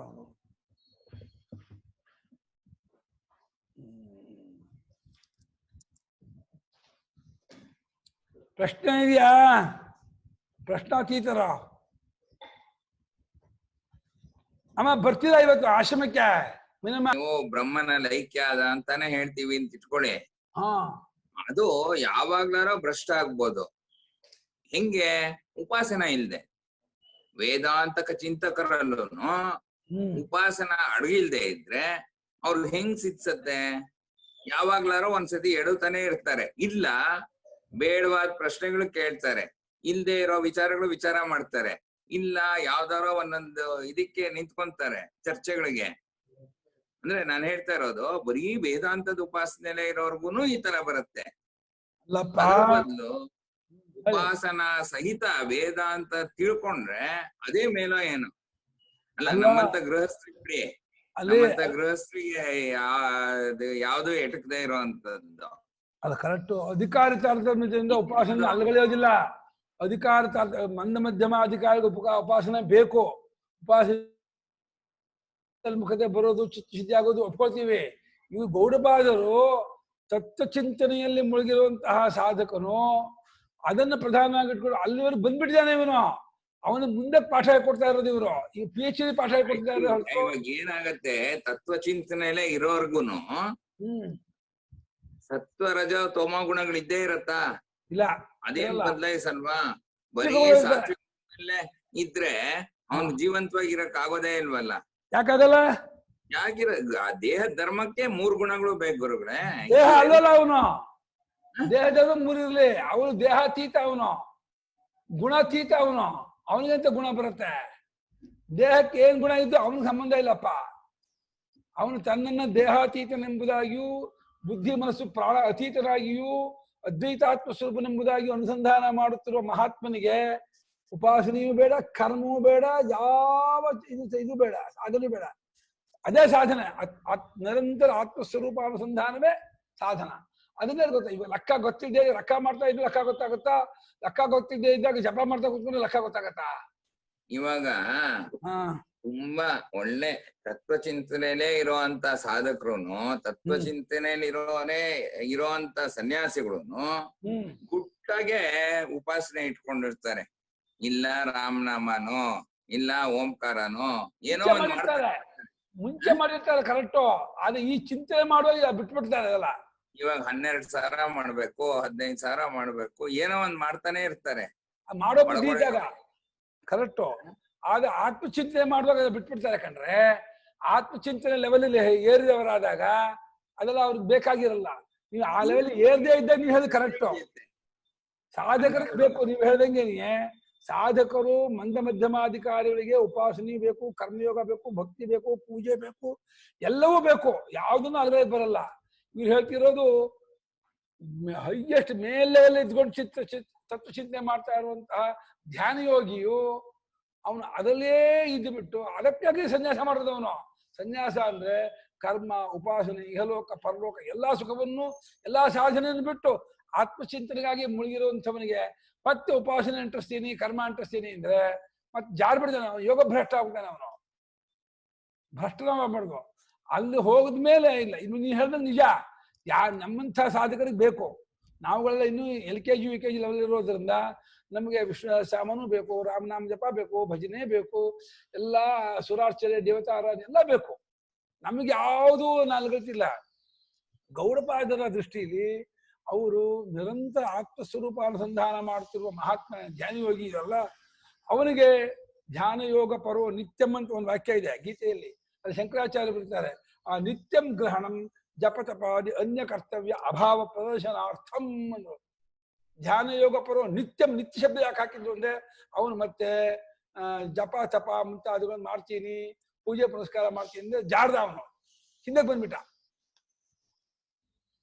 ಅವನು ಅಲ್ಲಿವರೆಗೆ ಹೋದ್ಮೇಲೆ ಮುಂದಕ್ಕೆ ಹೋಗ್ಬೇಕೆ ಹೊರತು ಹಿಂದಕ್ಕೆ ಬರಬಾರ್ದು. ನೀವ್ ಹೇಳಿದ್ ನೀವ್ ಹೇಳಿ ತಪ್ಪು ಅಂತ ಹೇಳ್ತಾ ಇಲ್ಲ. ನೀವ್ ಹೇಳಿದ್ ನಮ್ಮಂತ ಸಾಧಕರಿಗೆ ಒಂದು ಹಂತದವರಿಗೆ ಖಂಡಿತ ಬೇಕು. ಇವ್ರು ಹೇಳ್ತಾ ಇದ್ರು ಬಹಳ ಹೈ ಲೆವೆಲಿನ ಸಾಧಕರನ್ನ ಇಟ್ಕೊಂಡು ಮನಸ್ಸಲ್ಲಿ ಯೋಚನೆ ಮಾಡ್ತಾರೆ. ಯಾವ್ದಪ್ಪ ಆಗ್ಬೇಕೋ ಓ ಶರಣೋ ಮಿತ್ರ